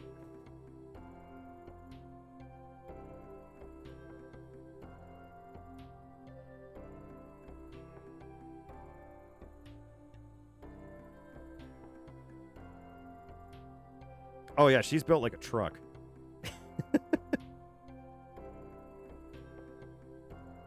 It was one of those things that I had to work at, and I'm still kind of learning a little bit more anatomy, but it's the feline musculature. Like if you've ever seen a lean tiger or a lean lion,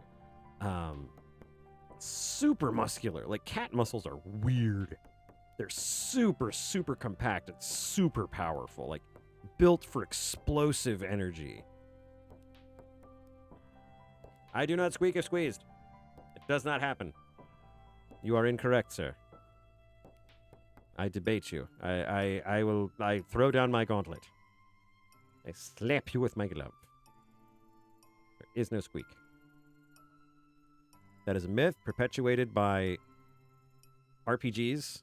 And I take deep offense.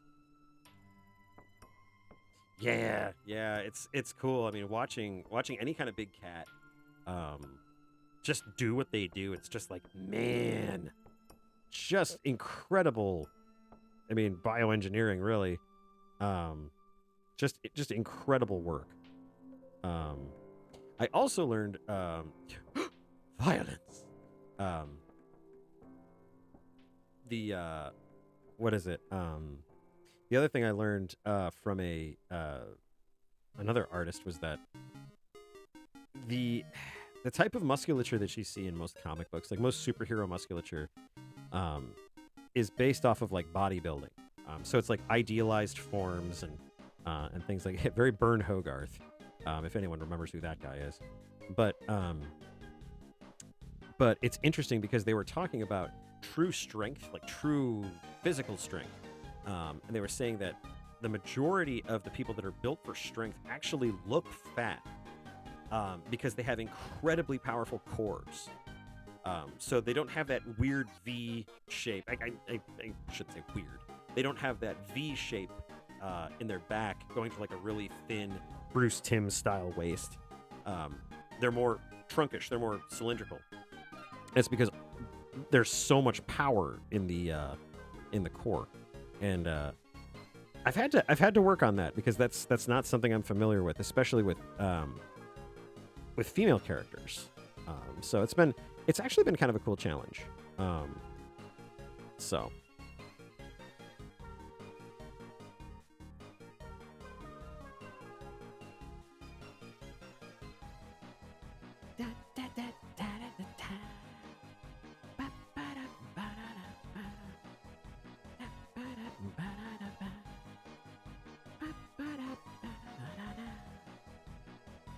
I do love Toby's original of this song.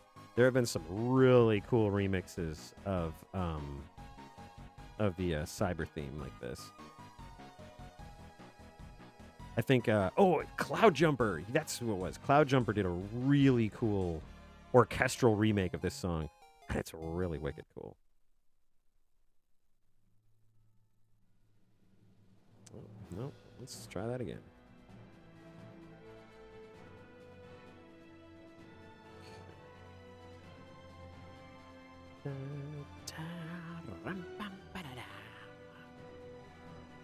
The Chrono Trigger theme. It's really brassy and fun.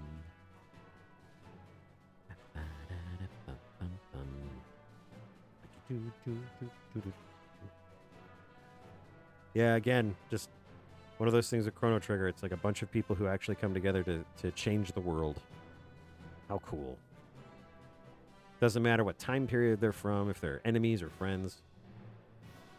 They know a greater evil and they stop it dead in its tracks. And they make me cry because then they go back to their own times and it's just like, no, you're friends. You're supposed to stay together. And it wasn't until I played a game like Dragon Quest VII where I actively had a party member who left the party in the past, and then I found their grave later.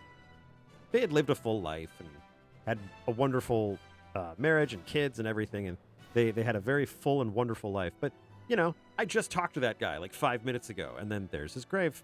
It's like, oh, neat.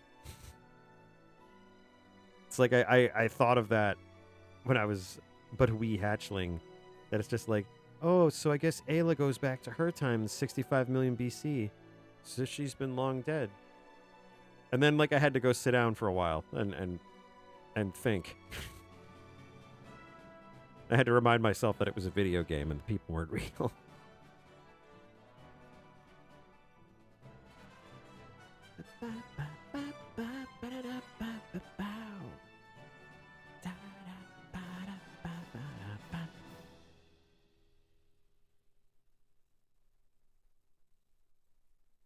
Designing makeshift guns built off of gun after all ammo in the world runs out. So you've done the thing that Mo did in that episode of The Simpsons where it's like, so you see, with some modification, I've turned 5 guns into 1 gun. Polite applause.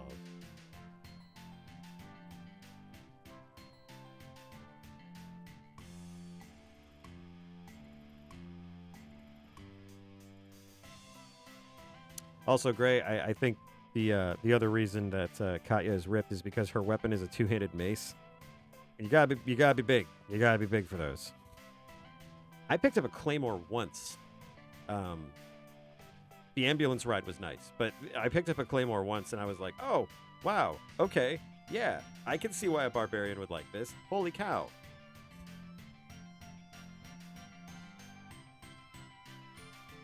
I did fall over, actually. I did fall over on an attempt at picking up that claymore.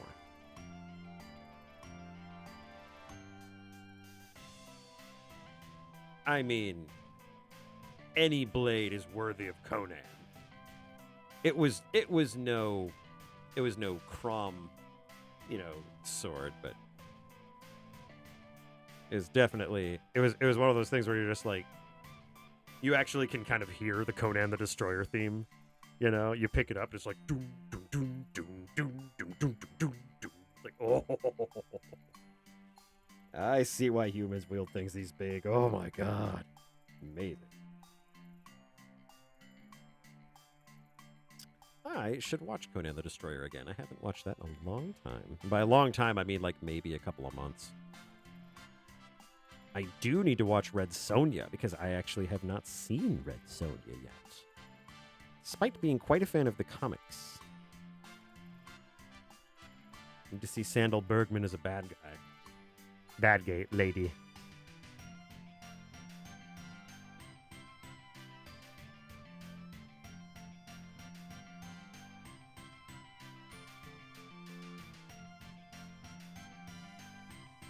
I have to say, actually, Gray, have you played Conan Exiles at all? I am not one for the survival building games, but I found that game to be very charming. Very much in the spirit of Conan.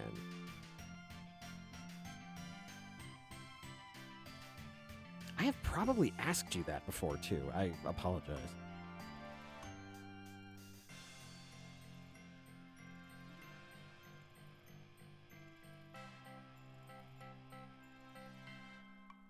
You know what's terrible, you guys? I get so jazzed from drawing with you that I will be up for like, after the stream, I'll be up for like another hour talking about it.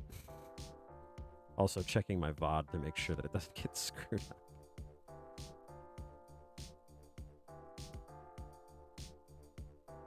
I know this is from Night in the Woods, but this definitely sounds like an 80s cop movie preview.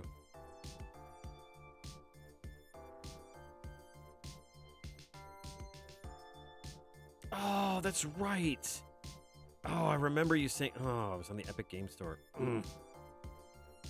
Damn. I mean, it goes on sale on Steam quite often, but yeah, if that's not your platform of choice. Gosh, I think it's on GOG as well. It's out there. But yeah, darn it. I wish I'd have an opportunity to play. The intro movie, yeah, well, that's fair. I mean, this game does have a boob slider for your character, so, you know. No, it's funny. The intro movie to that really picks up on who Conan is, in my opinion, anyway. I still have yet to read Howard's books, or at least Howard's stories, but it was really cool to see the intro movie. You can catch it on YouTube. The dude who does his voice, pretty dang good. But nah, it's man, just thinking about it, I'm like, I should play that. It's like my PC is broken. I'll get it fixed. I'm just a busy little office kobold.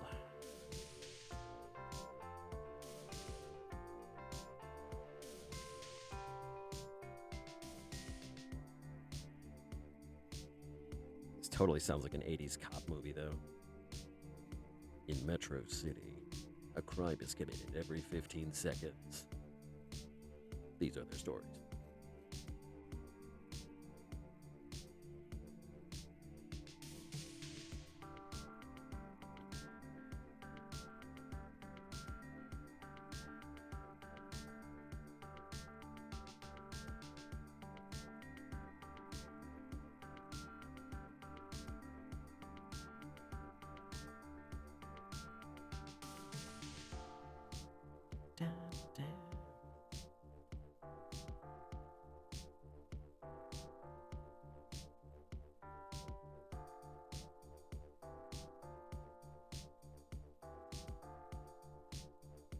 Air powered.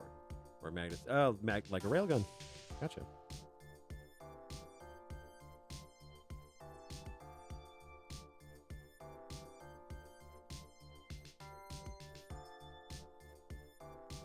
Grey Guardian and the Blue Fox team up to take down Percival Mendoza, a ruthless terrorist leader determined to rule the world. Not in my Metro City. Calm down, Blue.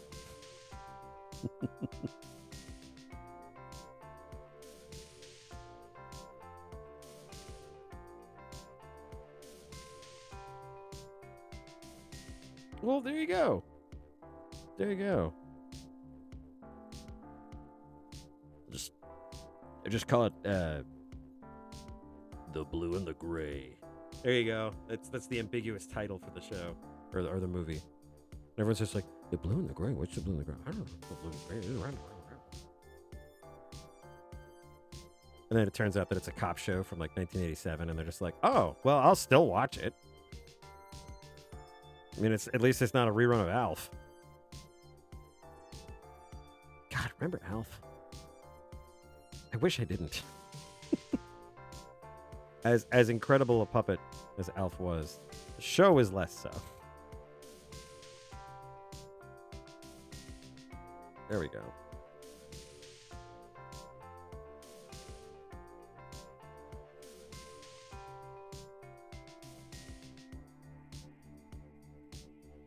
Yeah, no, you're not missing anything with Alf. Although apparently there were comics, and it's like, man, I wish more people would take Alf's example and just be like, sometimes a series needs to just go away. It's okay if series just die after a while.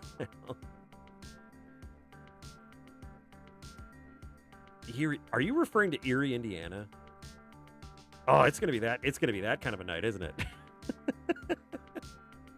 No, damn it.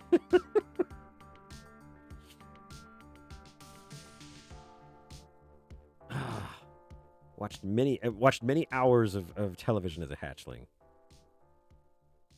Okay. I mean, Alf in general was kind of an uncomfortable show because, like, he was a weird-looking alien puppet with some kind of accordion nose, and his like given name was Gordon Shumway. He ate cats, which to me, I mean, like, even now I'm just like, who the hell okayed that? Why couldn't he eat like car parts or something? Cats are adorable. An 18-year-old cat snoozing in the other room.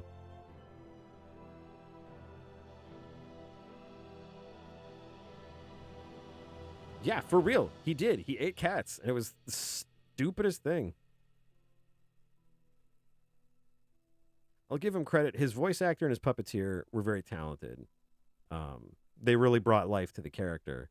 But as a franchise, who the hell ordered Alf?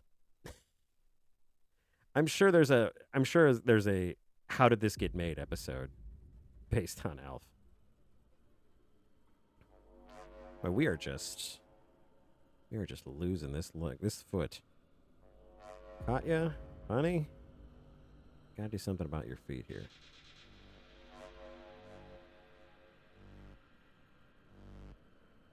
Awesome. Yeah, I don't think people should like Alf. You can like what you want, but golly.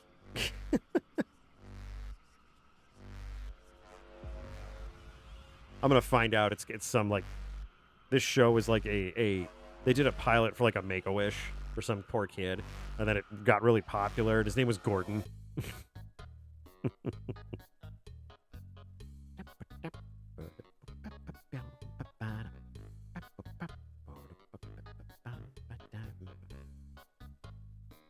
I just realized I do not have calf definition on these other legs.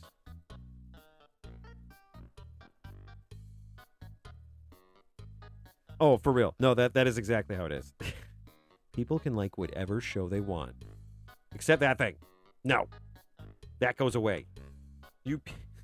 That's the kind of show that we see. You go, you do that outside.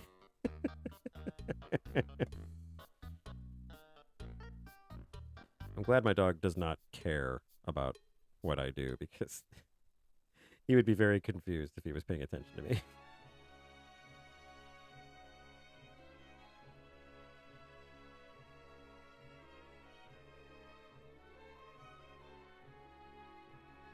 I do love this particular Etrian Odyssey song, but it really sounds like the near penultimate climax song of a Disney movie, where like the bad guy has done the bad guy thing that he's going to do, and everyone's suffering for it until the heroine or hero shows up.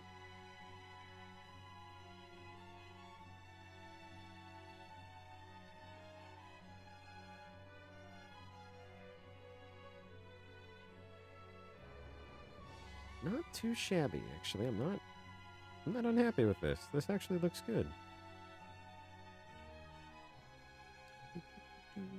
Okay.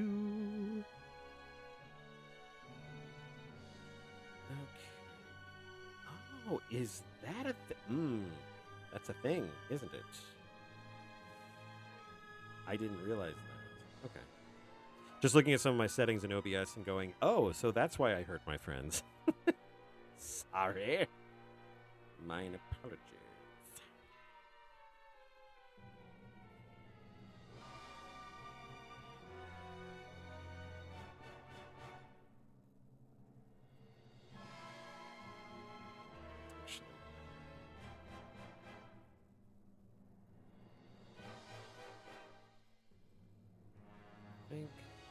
I think I actually goofed on that.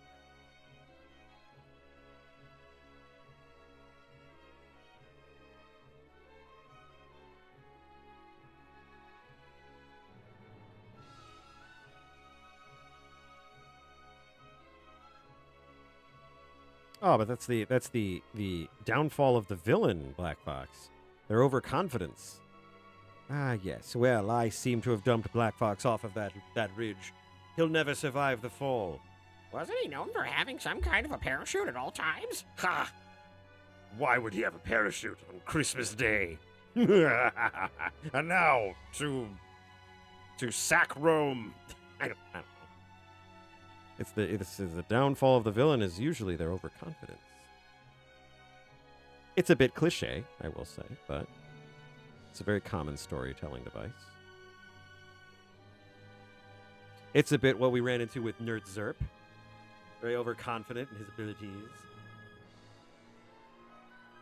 Who knew that his downfall would be a magic dagger thrown through the only weak part of his machine?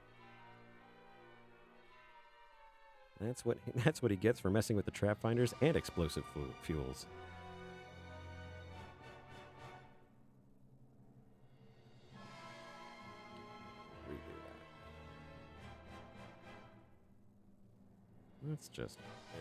Let's figure out this torso, because it's not working. But I do agree, it's like, why would you entrust your stupidest henchmen to do the most important job? Why wouldn't you have them guarding the break room? It's like, this is what I was talking about. This is that Cloud Jumper song. He did a Cyber's World and a Big Shot. And it's just so much more epic than Toby's version. You're fighting Spampton. You should be epic. Should be epic.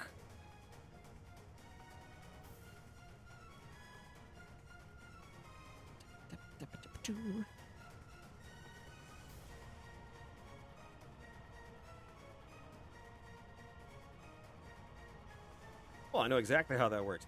The concussive blast from the bombs actually propels the hero further away from the intended crash site, from the intended spot that they're supposed to fall and die, probably a set of nasty brambles or sharp rocks, and instead careens their body into a pillow factory, from which they make their escape and begin their plot against the villain. I know how this works, Black Fox. There's always a pillow factory.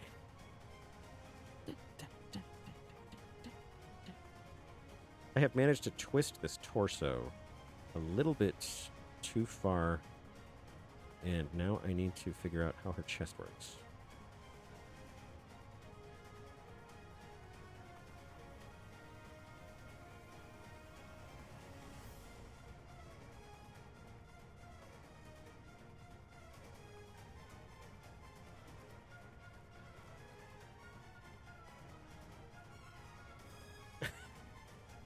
Kills the hero, goes about their business terrorizing the planet. Hero returns sometime later.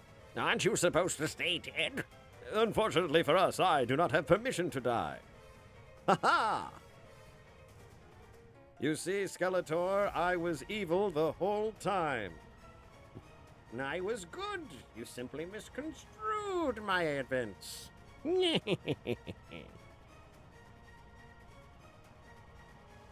Not gonna lie, Skeletor is my mentor. He's not my art teacher, but he's definitely my mentor.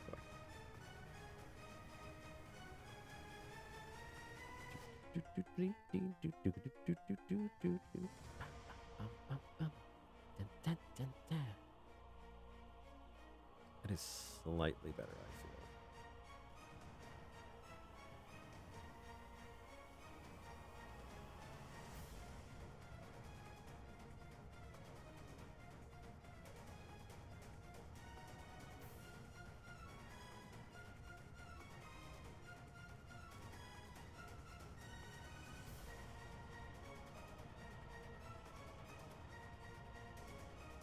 Yeah, it's funny. I don't know if any of you've seen. I haven't seen the movies themselves, but I keep seeing clips of them.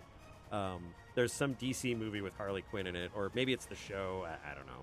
I don't really follow DC, but they're like trying to make Alfred like hip, and like Harley's like trying to leave, and he's trying to stop her, and she's like, "Get out of my way, Alfred!" And he's like, "I wish a bitch would try." And it's like, and the cool thing about Alfred is that he doesn't need to be like street. He doesn't need to be some like ridiculous caricature. Like, he's a butler. The man buttles. He was also an operative for MI6, and he's super awesome and cool, and he fought the Nazis, and he was really badass. It's like that's all he needs to be. You don't need to be like, I don't know, making him a jerk. It's like, that's my Alfred, man. Edge and the hero was in reality the bad guy. The villain was the good guy trying to save the world. Ah, well, there you go. There's a fun twist.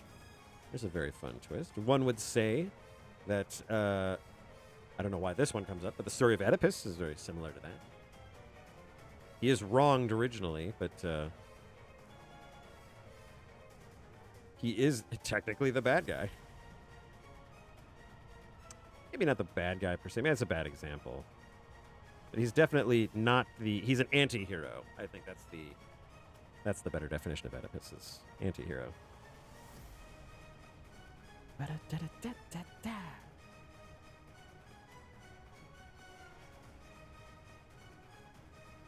Oh man, we are just cruising. Awesome.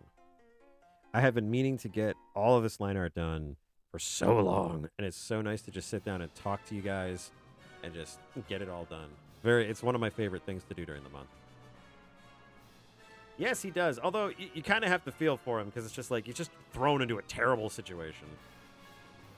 I mean, Greek tragedy, of course. So, you know, it's going to be a tragedy no matter what. But I'd say, gosh, one of the more interesting villains in classical literature, and I don't have a whole lot of education in human classical literature. I always thought that the uncle in Hamlet was an interesting villain, because the dude had it made already. He was the brother of the king. He wanted for nothing. He was already rich. He was already powerful. And then he's just like, you know what? I kind of want the queen too. It's like, man, you got greedy. You got greedy. Man, ambition is one thing, but now you're just being a dick.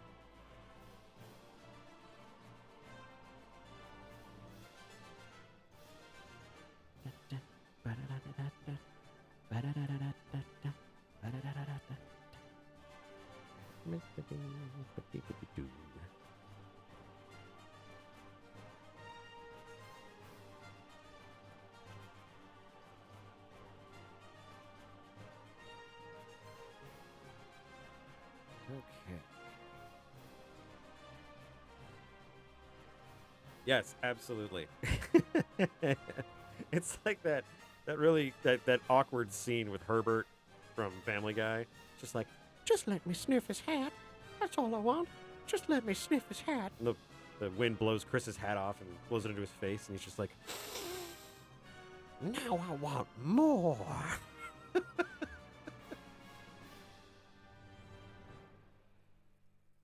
Yeah, no kidding. No kidding. You know? It's like the uncle just really just jumped the gun, really. Just not a good plan.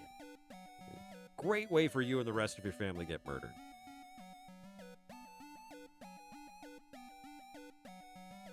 Man. Cyber clowns.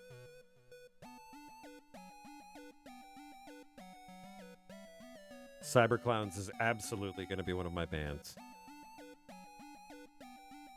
It's going to be like Anamanaguchi, but instead of having like a full drum kit and guitars, it's just going to be a Calliope and a Game Boy.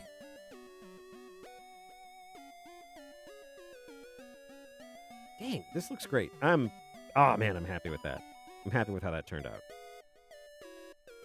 Perfect. Perfect for me, anyway. Okay, I'm giving you guys 30 seconds. I'm going to be saving and readjusting the position of my magic rectangle. Sure, no, I think she's perfect. No armor necessary.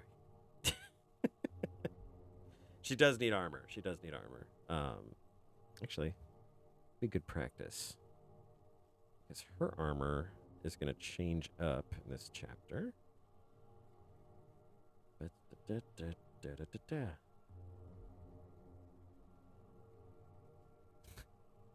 Hang on, let me look up references for chainmail bikini. God, like as an artist, it's like I get it, I really do. Like looking at Frank Frazetta, looking at Boris Vallejo, it's like I get that style. I get the barbarian style. In fact, it's very attractive.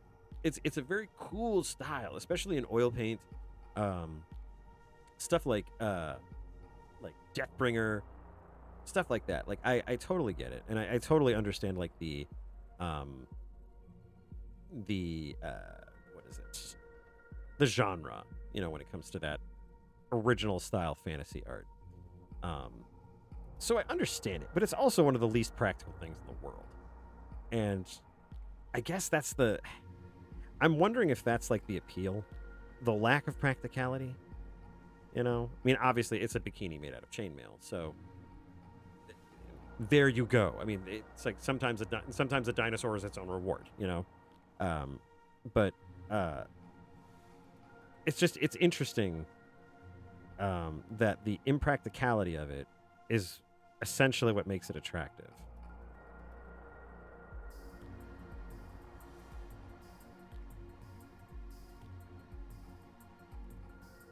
I will put the armor over this layer.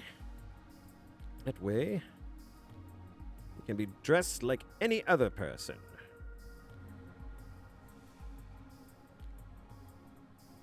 It is interesting the flack you get as an artist. I have to say it's funny because people always interpret like, oh, you're drawing a naked person. It's like, I'm not drawing a naked person. I'm drawing a bunch of shapes.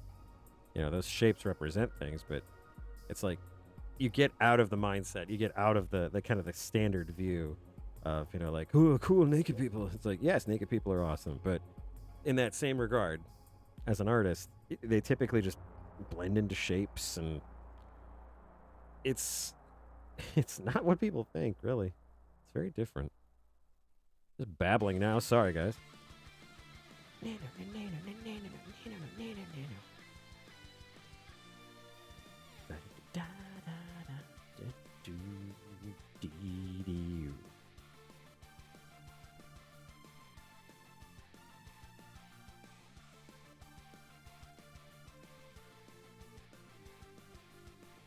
Also, when it comes to my penchant for drawing these little armor panels, I blame Akira Toriyama. He had little panels like this all over the damn place. Addictive. Actually, I think I started drawing them after I watched Fate first time. Because I saw Saber had armor on her dress that was very similar.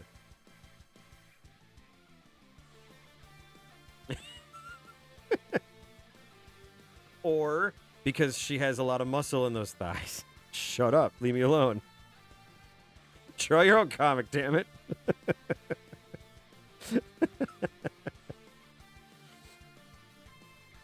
Y'all are cruel.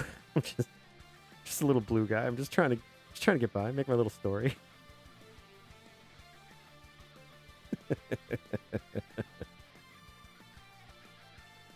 Apparently they save lives from what I understand.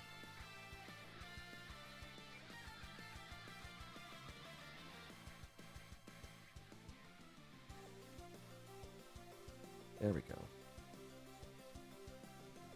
Ironically enough, this armor is easier to draw than her studded leather. So becoming a thing.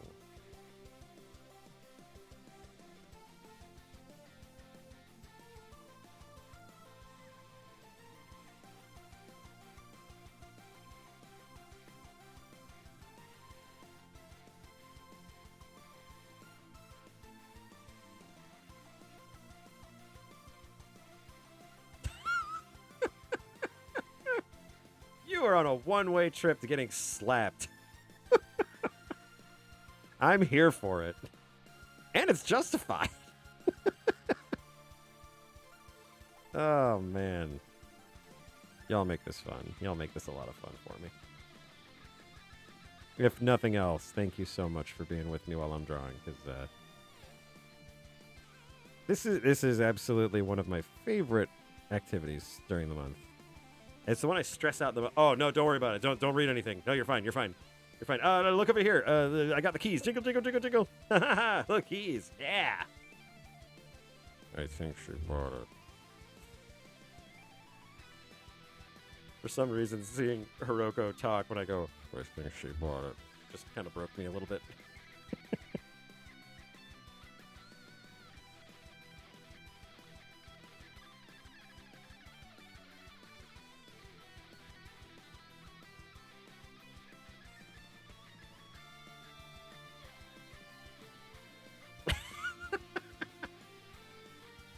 Completely breaching standard societal norms.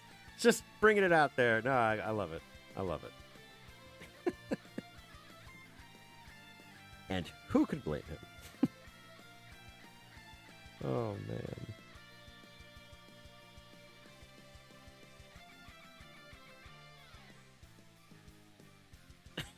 Jeez.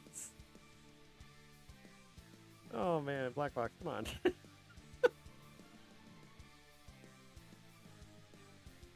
Oh, man.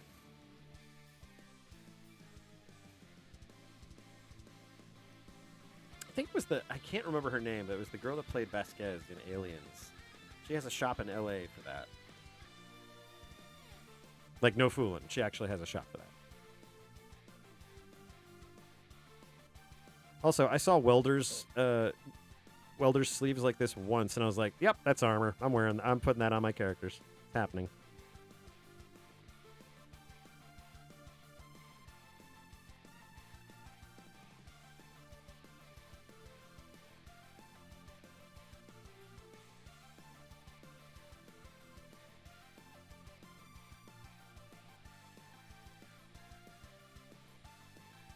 Go.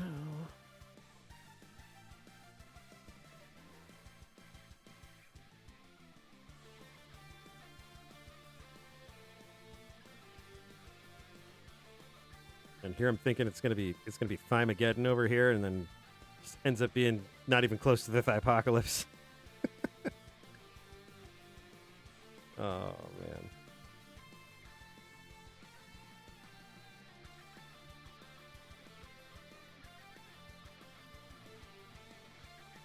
Well, Ferret Queen, hit him a few more times. Come on. There's got to be some interest saved up there.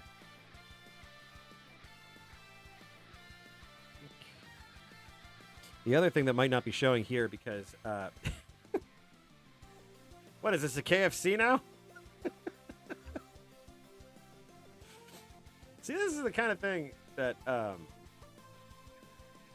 yeah, I don't know what they're actually called. I just saw them once and I'm just like, I'm stealing that. You know, like all artists. But this is exactly the exactly the environment that I find myself in whenever I go to a convention. I just end up hanging out at a table with people, making jokes, and having a good time. So, giving me a little bit of the convention life here. Cloth bracers. Ferret Queen, I think you already know what his weak spot is, so just go for it. Get him. And I don't know about the rest of you. I'm sleeping good at my sock drawer tonight. This is gonna be great.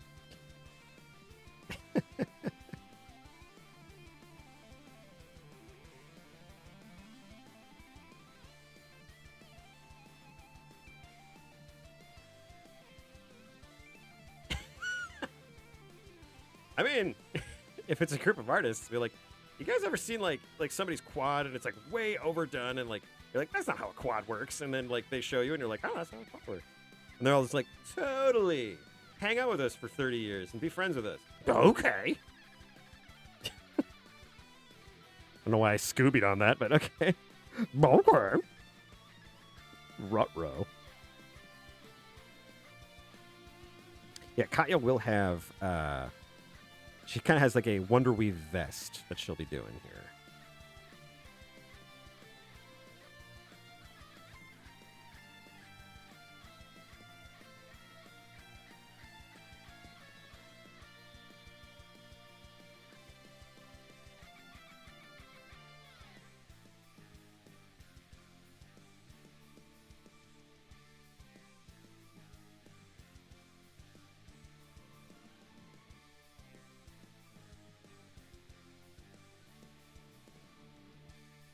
There we go. Okay. There you go, Great Fox. She's wearing armor. And now, Badoo! Yay! It's the Patreon.com version. Oh, man. No, I really do need to detail out her armor a bit more. It's not super complicated, though, so that's helpful.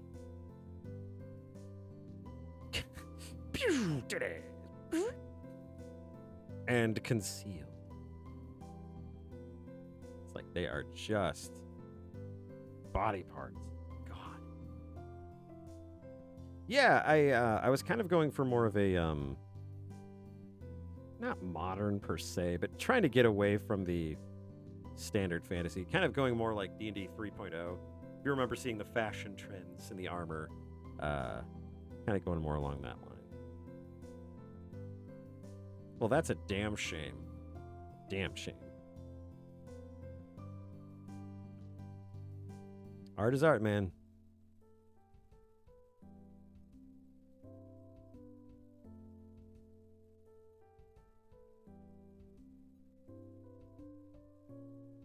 There we go. Yeah, I think that's... I'm not particularly interested in the neo-puritanical movement I keep seeing online for you humans. Yeah. Yeah, watch a platform tank in 5 minutes. I don't think it'll stick. Not that it's anything that affects me, really, but it's just like, man, I got art buddies all over, and, you know, don't go pulling that crap with them.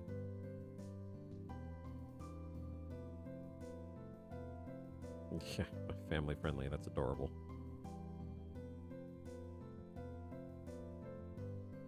I foresee that platform going downhill very quickly, then back uphill when they backpedal and walk back their promises. And I understand the impetus for some of that, but the way they go about it, it's just like, you know, as opposed to just like relying on people to stop seeing content they shouldn't, you know, they're just like, we're just going to eliminate the content. It's like, cool, yeah, just stifle the creators as opposed to, you know, putting standards on any of your customers. Like, if you have an actual problem with something, that is your problem, not everybody else's, as it turns out. What do I know? I'm just a little blue kobold drawing a cat lady with armor. And she's got little spats, too. Look at her little spats. Lord knows this would get flagged somewhere, too. You can see her bottom. And the O is, like, got an asterisk because for some reason everybody just keeps on self-censoring words because that's a thing now. Oh, God, I sound old.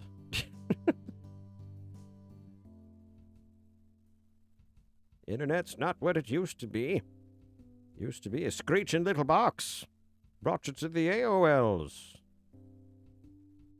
Now it's the OnlyFans. Not much has changed.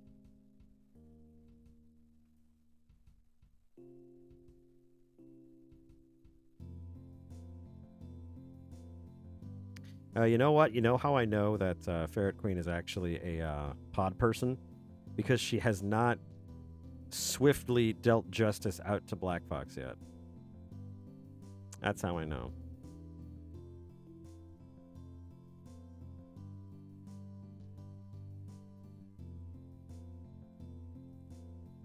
Go.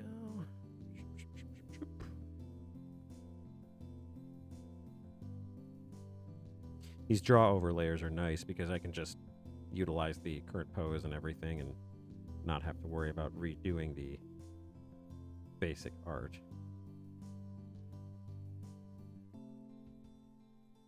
I don't know.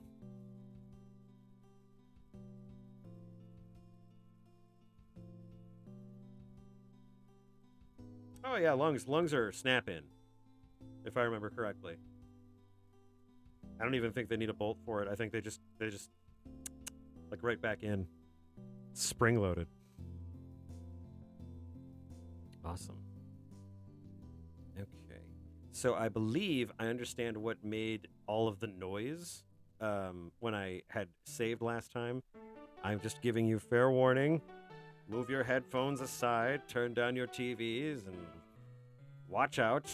I'm going to briefly save my work here. So, I have muted audio from the magic rectangle. Hopefully nothing changes here, so.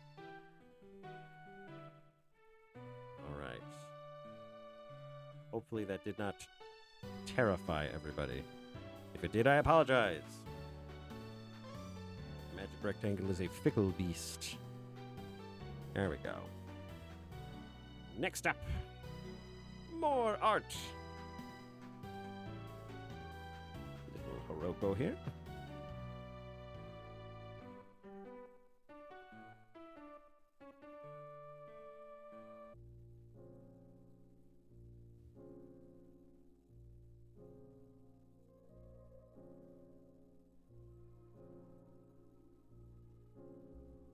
Humidity, water, air,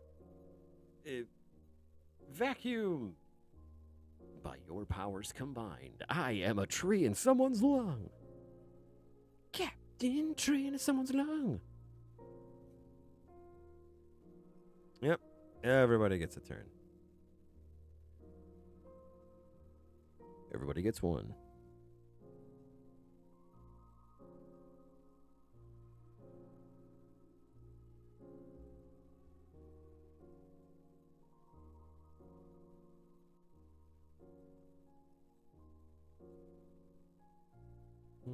No, something wrong there.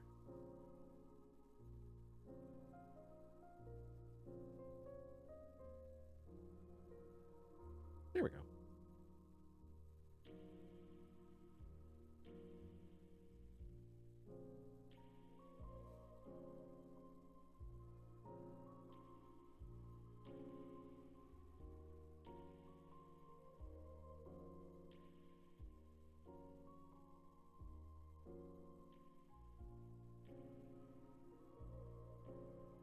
Vacuum.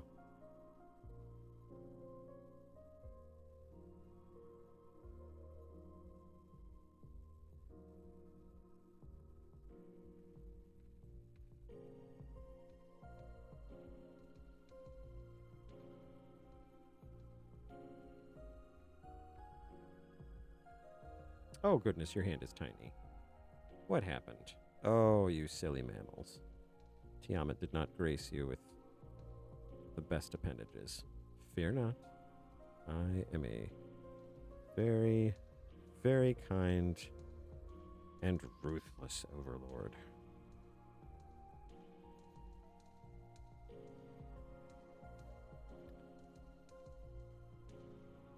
Instead of a dark lord, you would have a dark kobold. Not terrible, but beautiful to behold.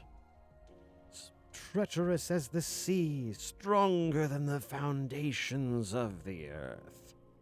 All shall love my comic and despair. Oh, if I only had the one ring. There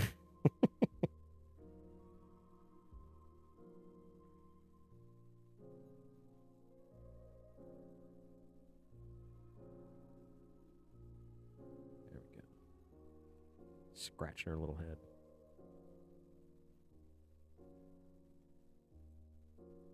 Oh, wait, wasn't I? I think I was. Okay, hang on. I'm remembering crap like while I'm drawing.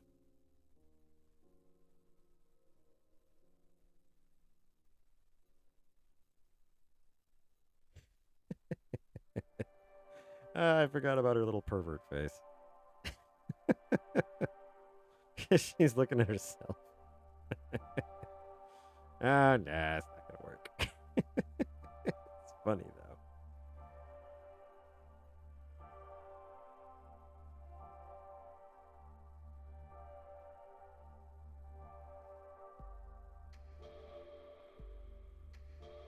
though. Oh, Blue got hit with the auto mod. It's totally her perv face.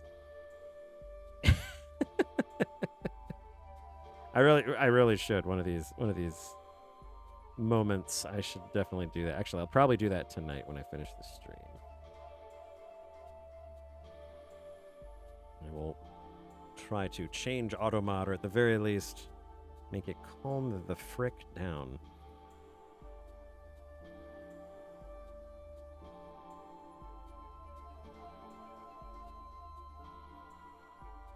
There we go, bemused. Sorry. Is my butt really that big?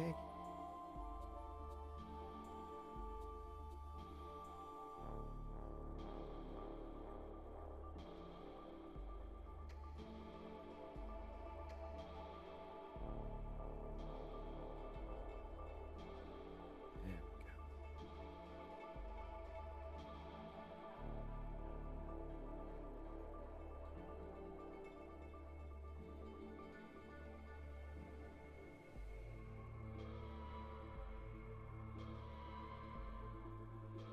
I think just giving her the little blush lines and the wide open eyes, I think that'll work.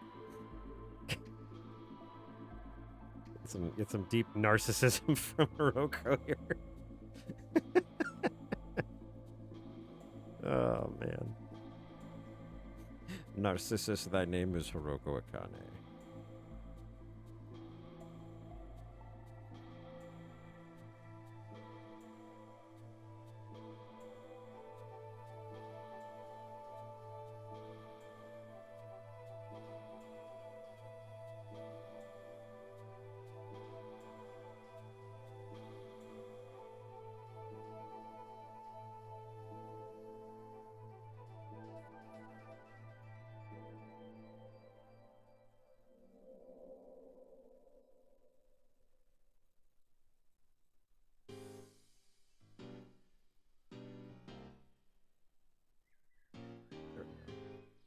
That's actually kind of cute. I like that.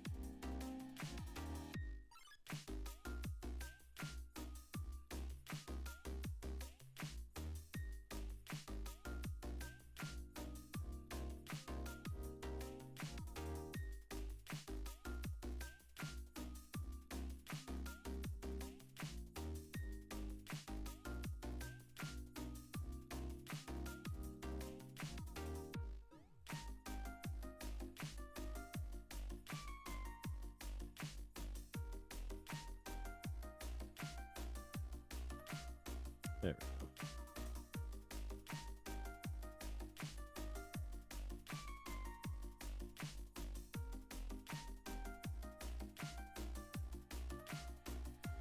Sorry, I got into a little mode there.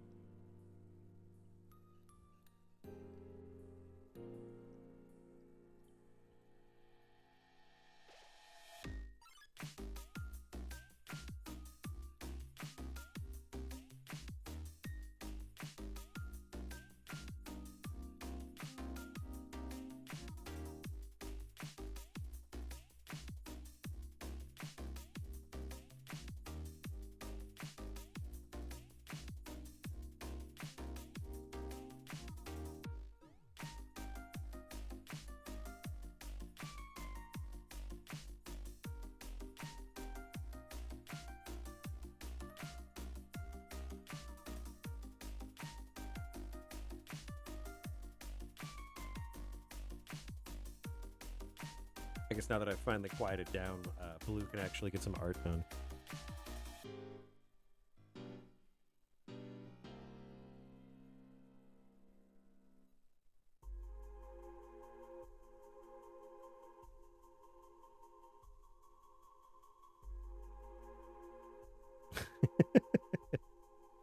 As the potion's wearing off, so I'm slowing down.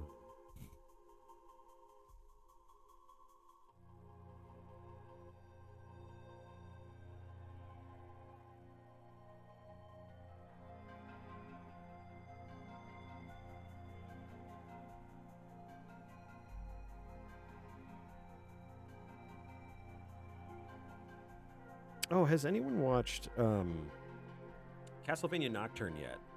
I actually just watched through the whole thing, the whole first season last night, and I actually quite liked it. I was surprised that I liked it as much as I did, but it's good. It's good. I really liked it, and I'm not even like a super fan of Castlevania games, but I did like the first series. This first series was very good. This next one takes place a few hundred years later.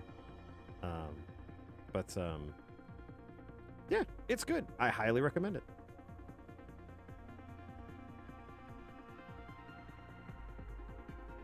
Follows Richter Belmont from the Castlevania Dracula X and or Rondo of Blood, and the of course the first 5 minutes of Symphony of the Night. Die, monster! You have no place in this world.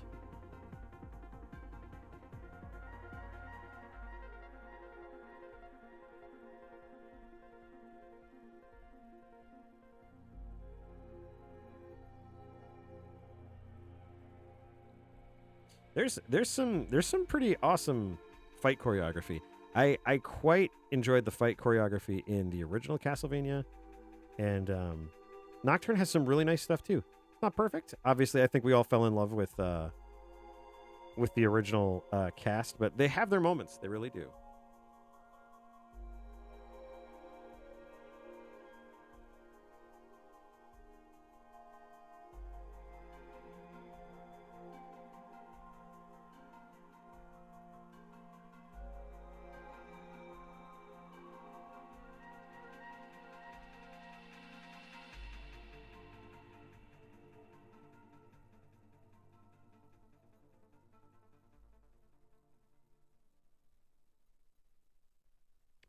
Okay, let's get some Roko here.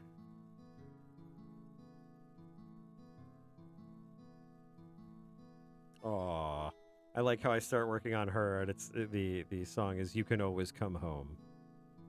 Aw. I drew her first.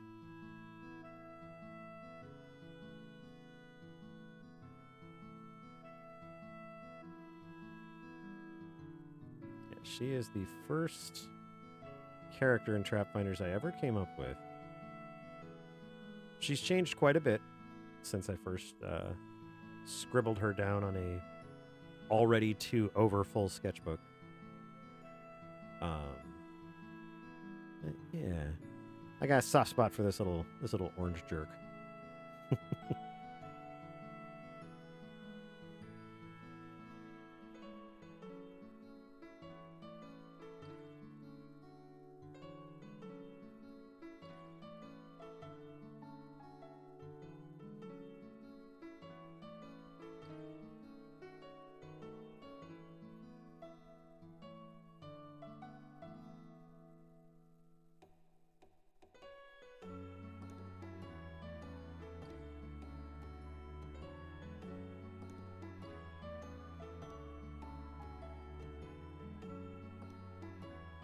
It's very crazy to think to me that I can do words.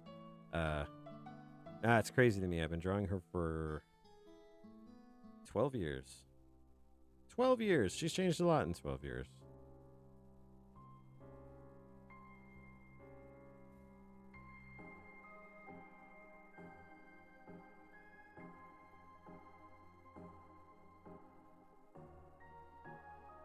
Her story has changed, her character, her art has changed.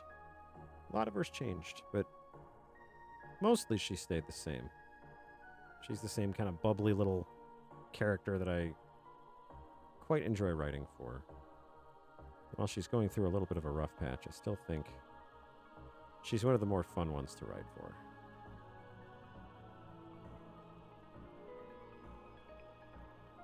Waxing nostalgic about my very own comic characters. Man, I was talking about narcissism before, but there you go.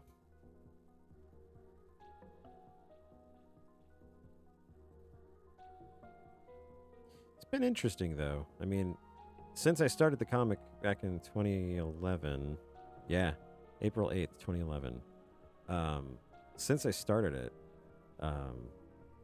it's been a continuing challenge. Not only to just like make a story, but to continue doing it. And it's been very interesting. Just I look at my peers and folks that I work with, for example, and I'm like, in this room, how many people have over 350 pages of a comic drawn and published? You know. And while that might seem very egotistical, it's really just one of those things where it's like, maybe, but fact of the matter is, I did it. So I do take some pride in that. Yeah, I think so too. You begin to care about them.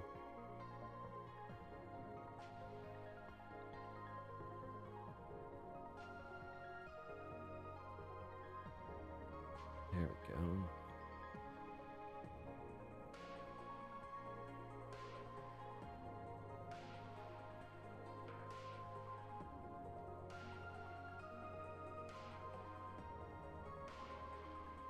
It's nice to feel that way, too. It's nice to be proud of what you do. It's nice to be happy with what you do. It's not something I can do often.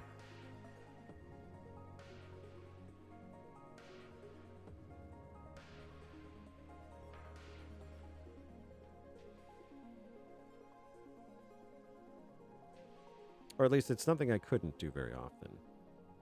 I'm getting better at it.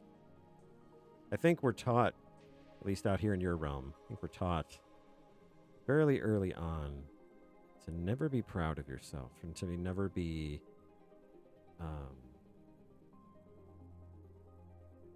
to never think you've done a good job, or to never think that what you do is special or what you do is important.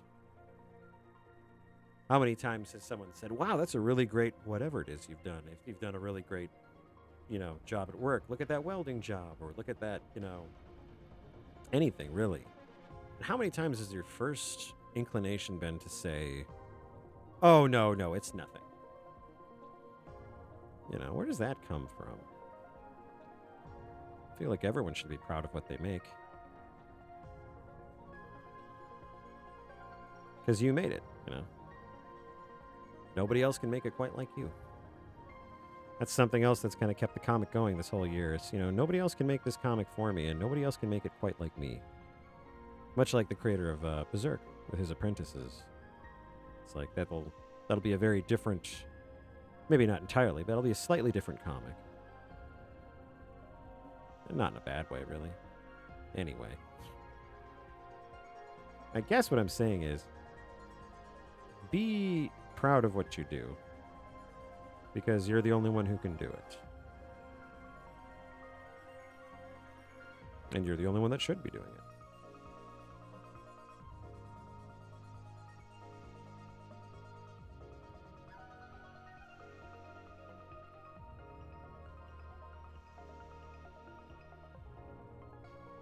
it. I guess the thought occurs, it's, like, they call pride a sin here. And to an extent, I can understand it, but I don't think there's anything wrong in being proud of who you are, what you do, what you make. End of the day, none of us are getting off this rock alive, at least without a teleport spell.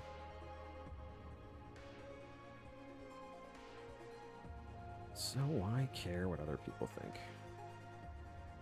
At least, the unimportant ones.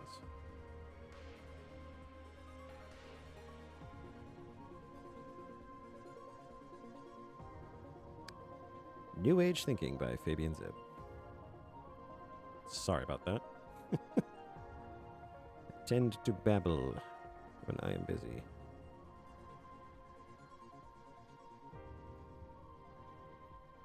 And I haven't done any video gaming tonight, but I feel like I've gotten a lot done. And I have you guys to thank for that. Your attendance and your participation is always greatly appreciated. I think it's hard for artists to not feel alone.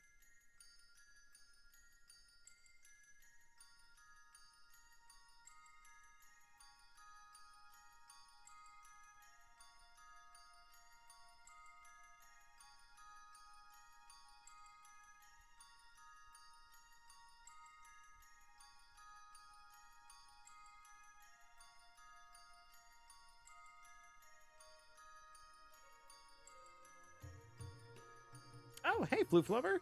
Welcome to the stream. Nice to meet you. Yeah, I mean, the comic is, I would say it's one long story, but it is kind of broken up into chapters. This most recent chapter is kind of a time jump from the regular time stream to about 2 years later. But yeah, it's one long story, I would say, but with lots of little stuff happening along the way. Yeah, check it out if you'd like. It's over at trapfinders.com. And it updates every 2 weeks on Monday. Actually, this next Monday should be another page. Yeah. If you have any questions about the comic, feel free. Always happy to talk.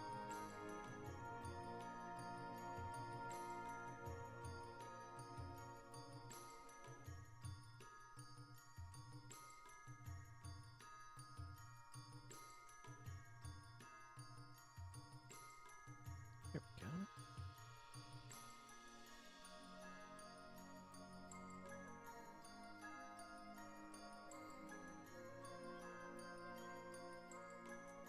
Yeah, I mean, page one's a good place to start. You can always jump around a little bit, but yeah, keep in mind that those pages were drawn in 2011. So they're a little bit back there, but still proud of them.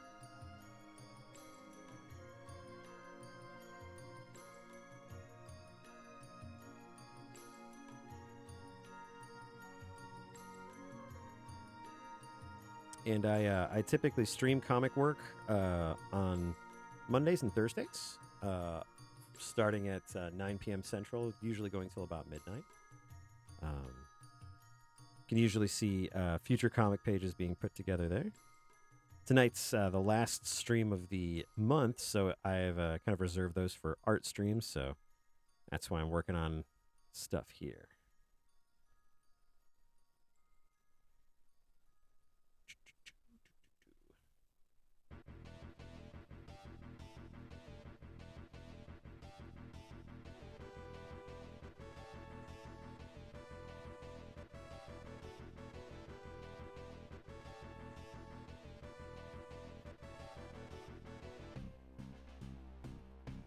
Okay.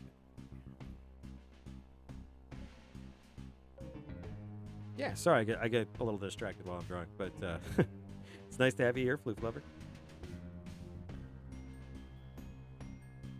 Did you see the stream advertised on Twitter or Blue Sky or anything? I'm always curious as to where folks come from.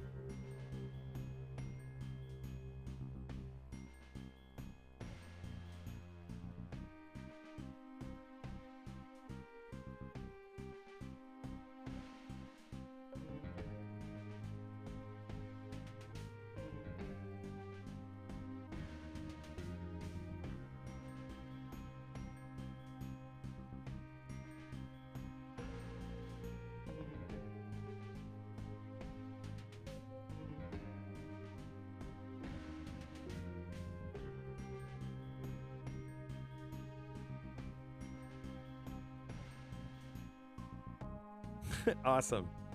Yeah, no, just always feel free to drop in.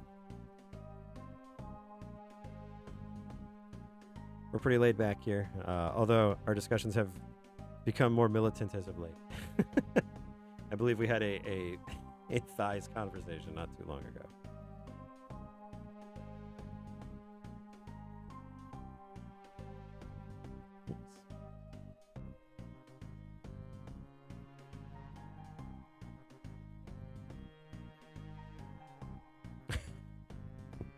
In that 10-piece bucket.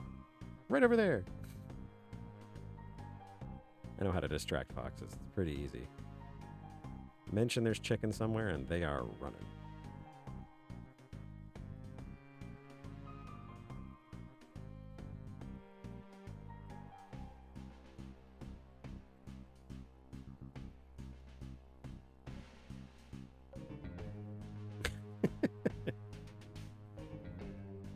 Oh my god, there's just 11 herbs and spices going everywhere. She's like some kind of dynamo. You are an H.P. Lovecraft character. There I saw upon the lea what I dared not wish, what I dared not hope. The blue fox, eating every chicken in existence. I had thought my cheeks wet with tears. They were wet with the blood of the innocent chicken.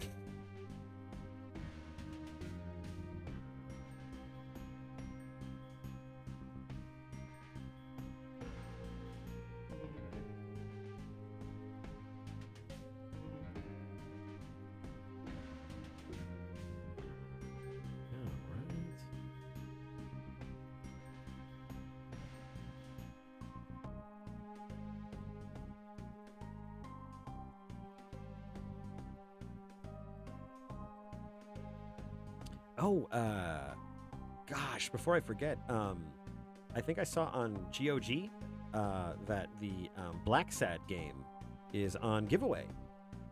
So if you like noir-esque detective stories with a black cat detective, please feel free to grab that if it's still on giveaway.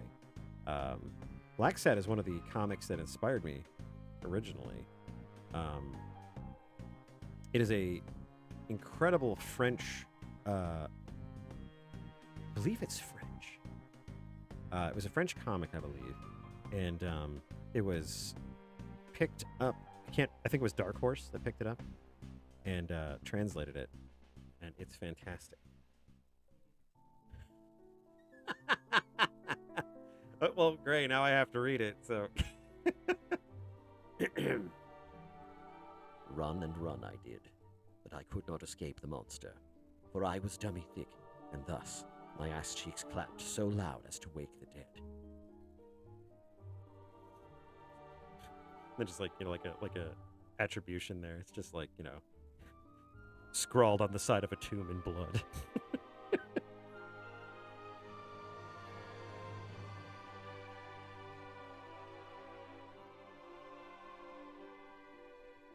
OML.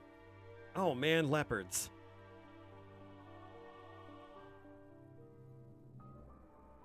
There you go, Hiroko. Now you don't have a little poof tail anymore. Now you actually have a real tail. Like a real girl. Turn that stabilization down so I can get the dipstick part of the tail done. Doot-dee-doot-dee-doo-dee-doo. Hey, boop.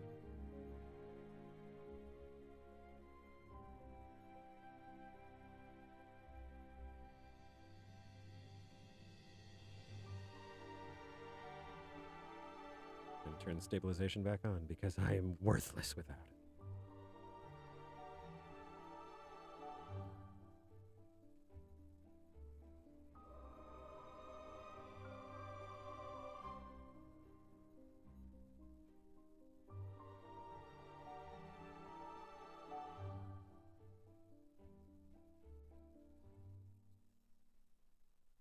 Let's see, what else could OML be?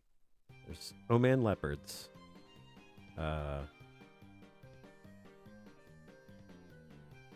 Let's see. Ontario might leave. Oh my lord. Yes, yes, yes. I mean, I understand the pedestrian version of it, but I'm trying to be funny. I'm not really succeeding, but I'm trying. Ouch, my leg. There you go. There's one.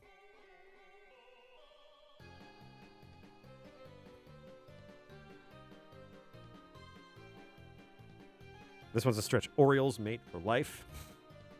If I was going to say the word Oriole today, I knew it was going to have to be now.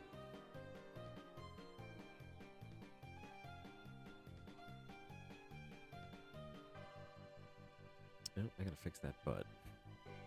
Owl's Mailer, damn it. Ah, that's a good one. I can't believe I didn't think owl.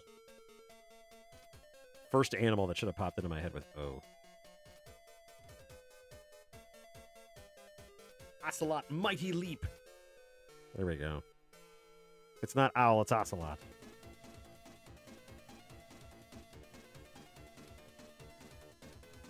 I think your butt is a little low. Let's bring that back up a little bit.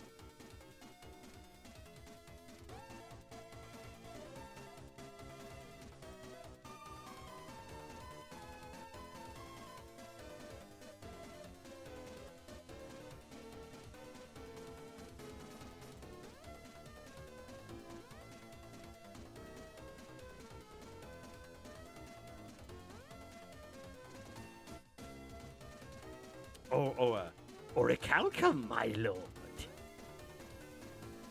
That's right. I busted out the $12 word.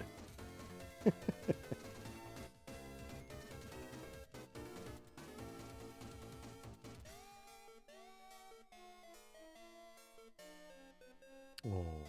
We've had the puppy this whole time, guys. Doggo has been resting here in my office with me this whole time, and it's been wonderful. We gotta do Sleepy Hiroko. Because she's got the smush face.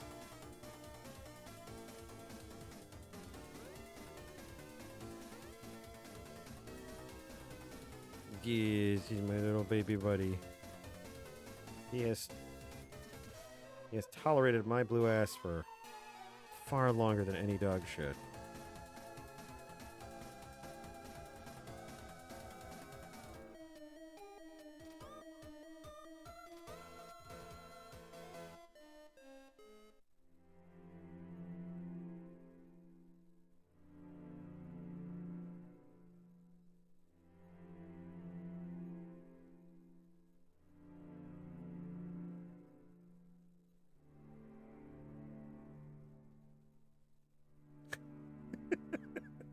I already like the sleeping Hiroko.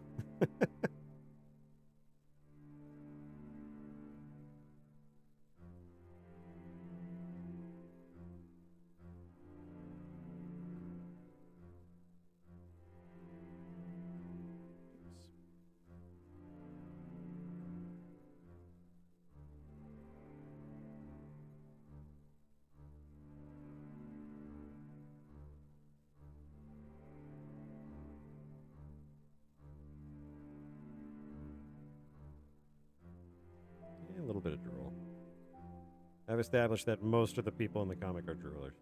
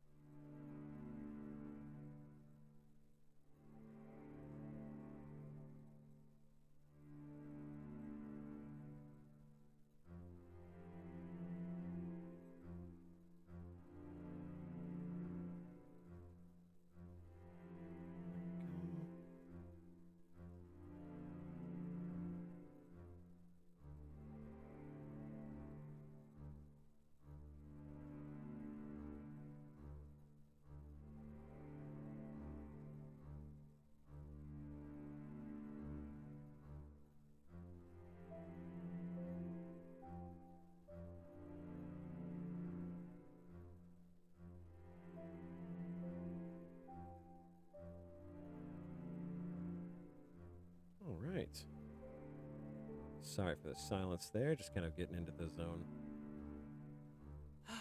Wow. 3 hours of art, guys. Got quite a bit done. Man. I think I'm going to leave it at that for tonight. This has been another really fun night. Had a great time with you guys. Thanks again for stopping by and making my art stream a lot more fun. It's like I said, it's the one that I look forward to the most. I dread it the most because I'm like, no, how am I gonna draw for 3 hours? And then I do it, and it's cool. Yeah. Thanks, Floof Lover. I appreciate it. Yeah, thanks, Blue, for being here. Blue, Gray, Black Fox, all the foxes of every color spectrum. I appreciate you being here. Dynamic Cat, you were here earlier too. I'm not sure if Corvus came in or not, but thank you all so much for just being here. It's always such a pleasure to stream for you guys. So,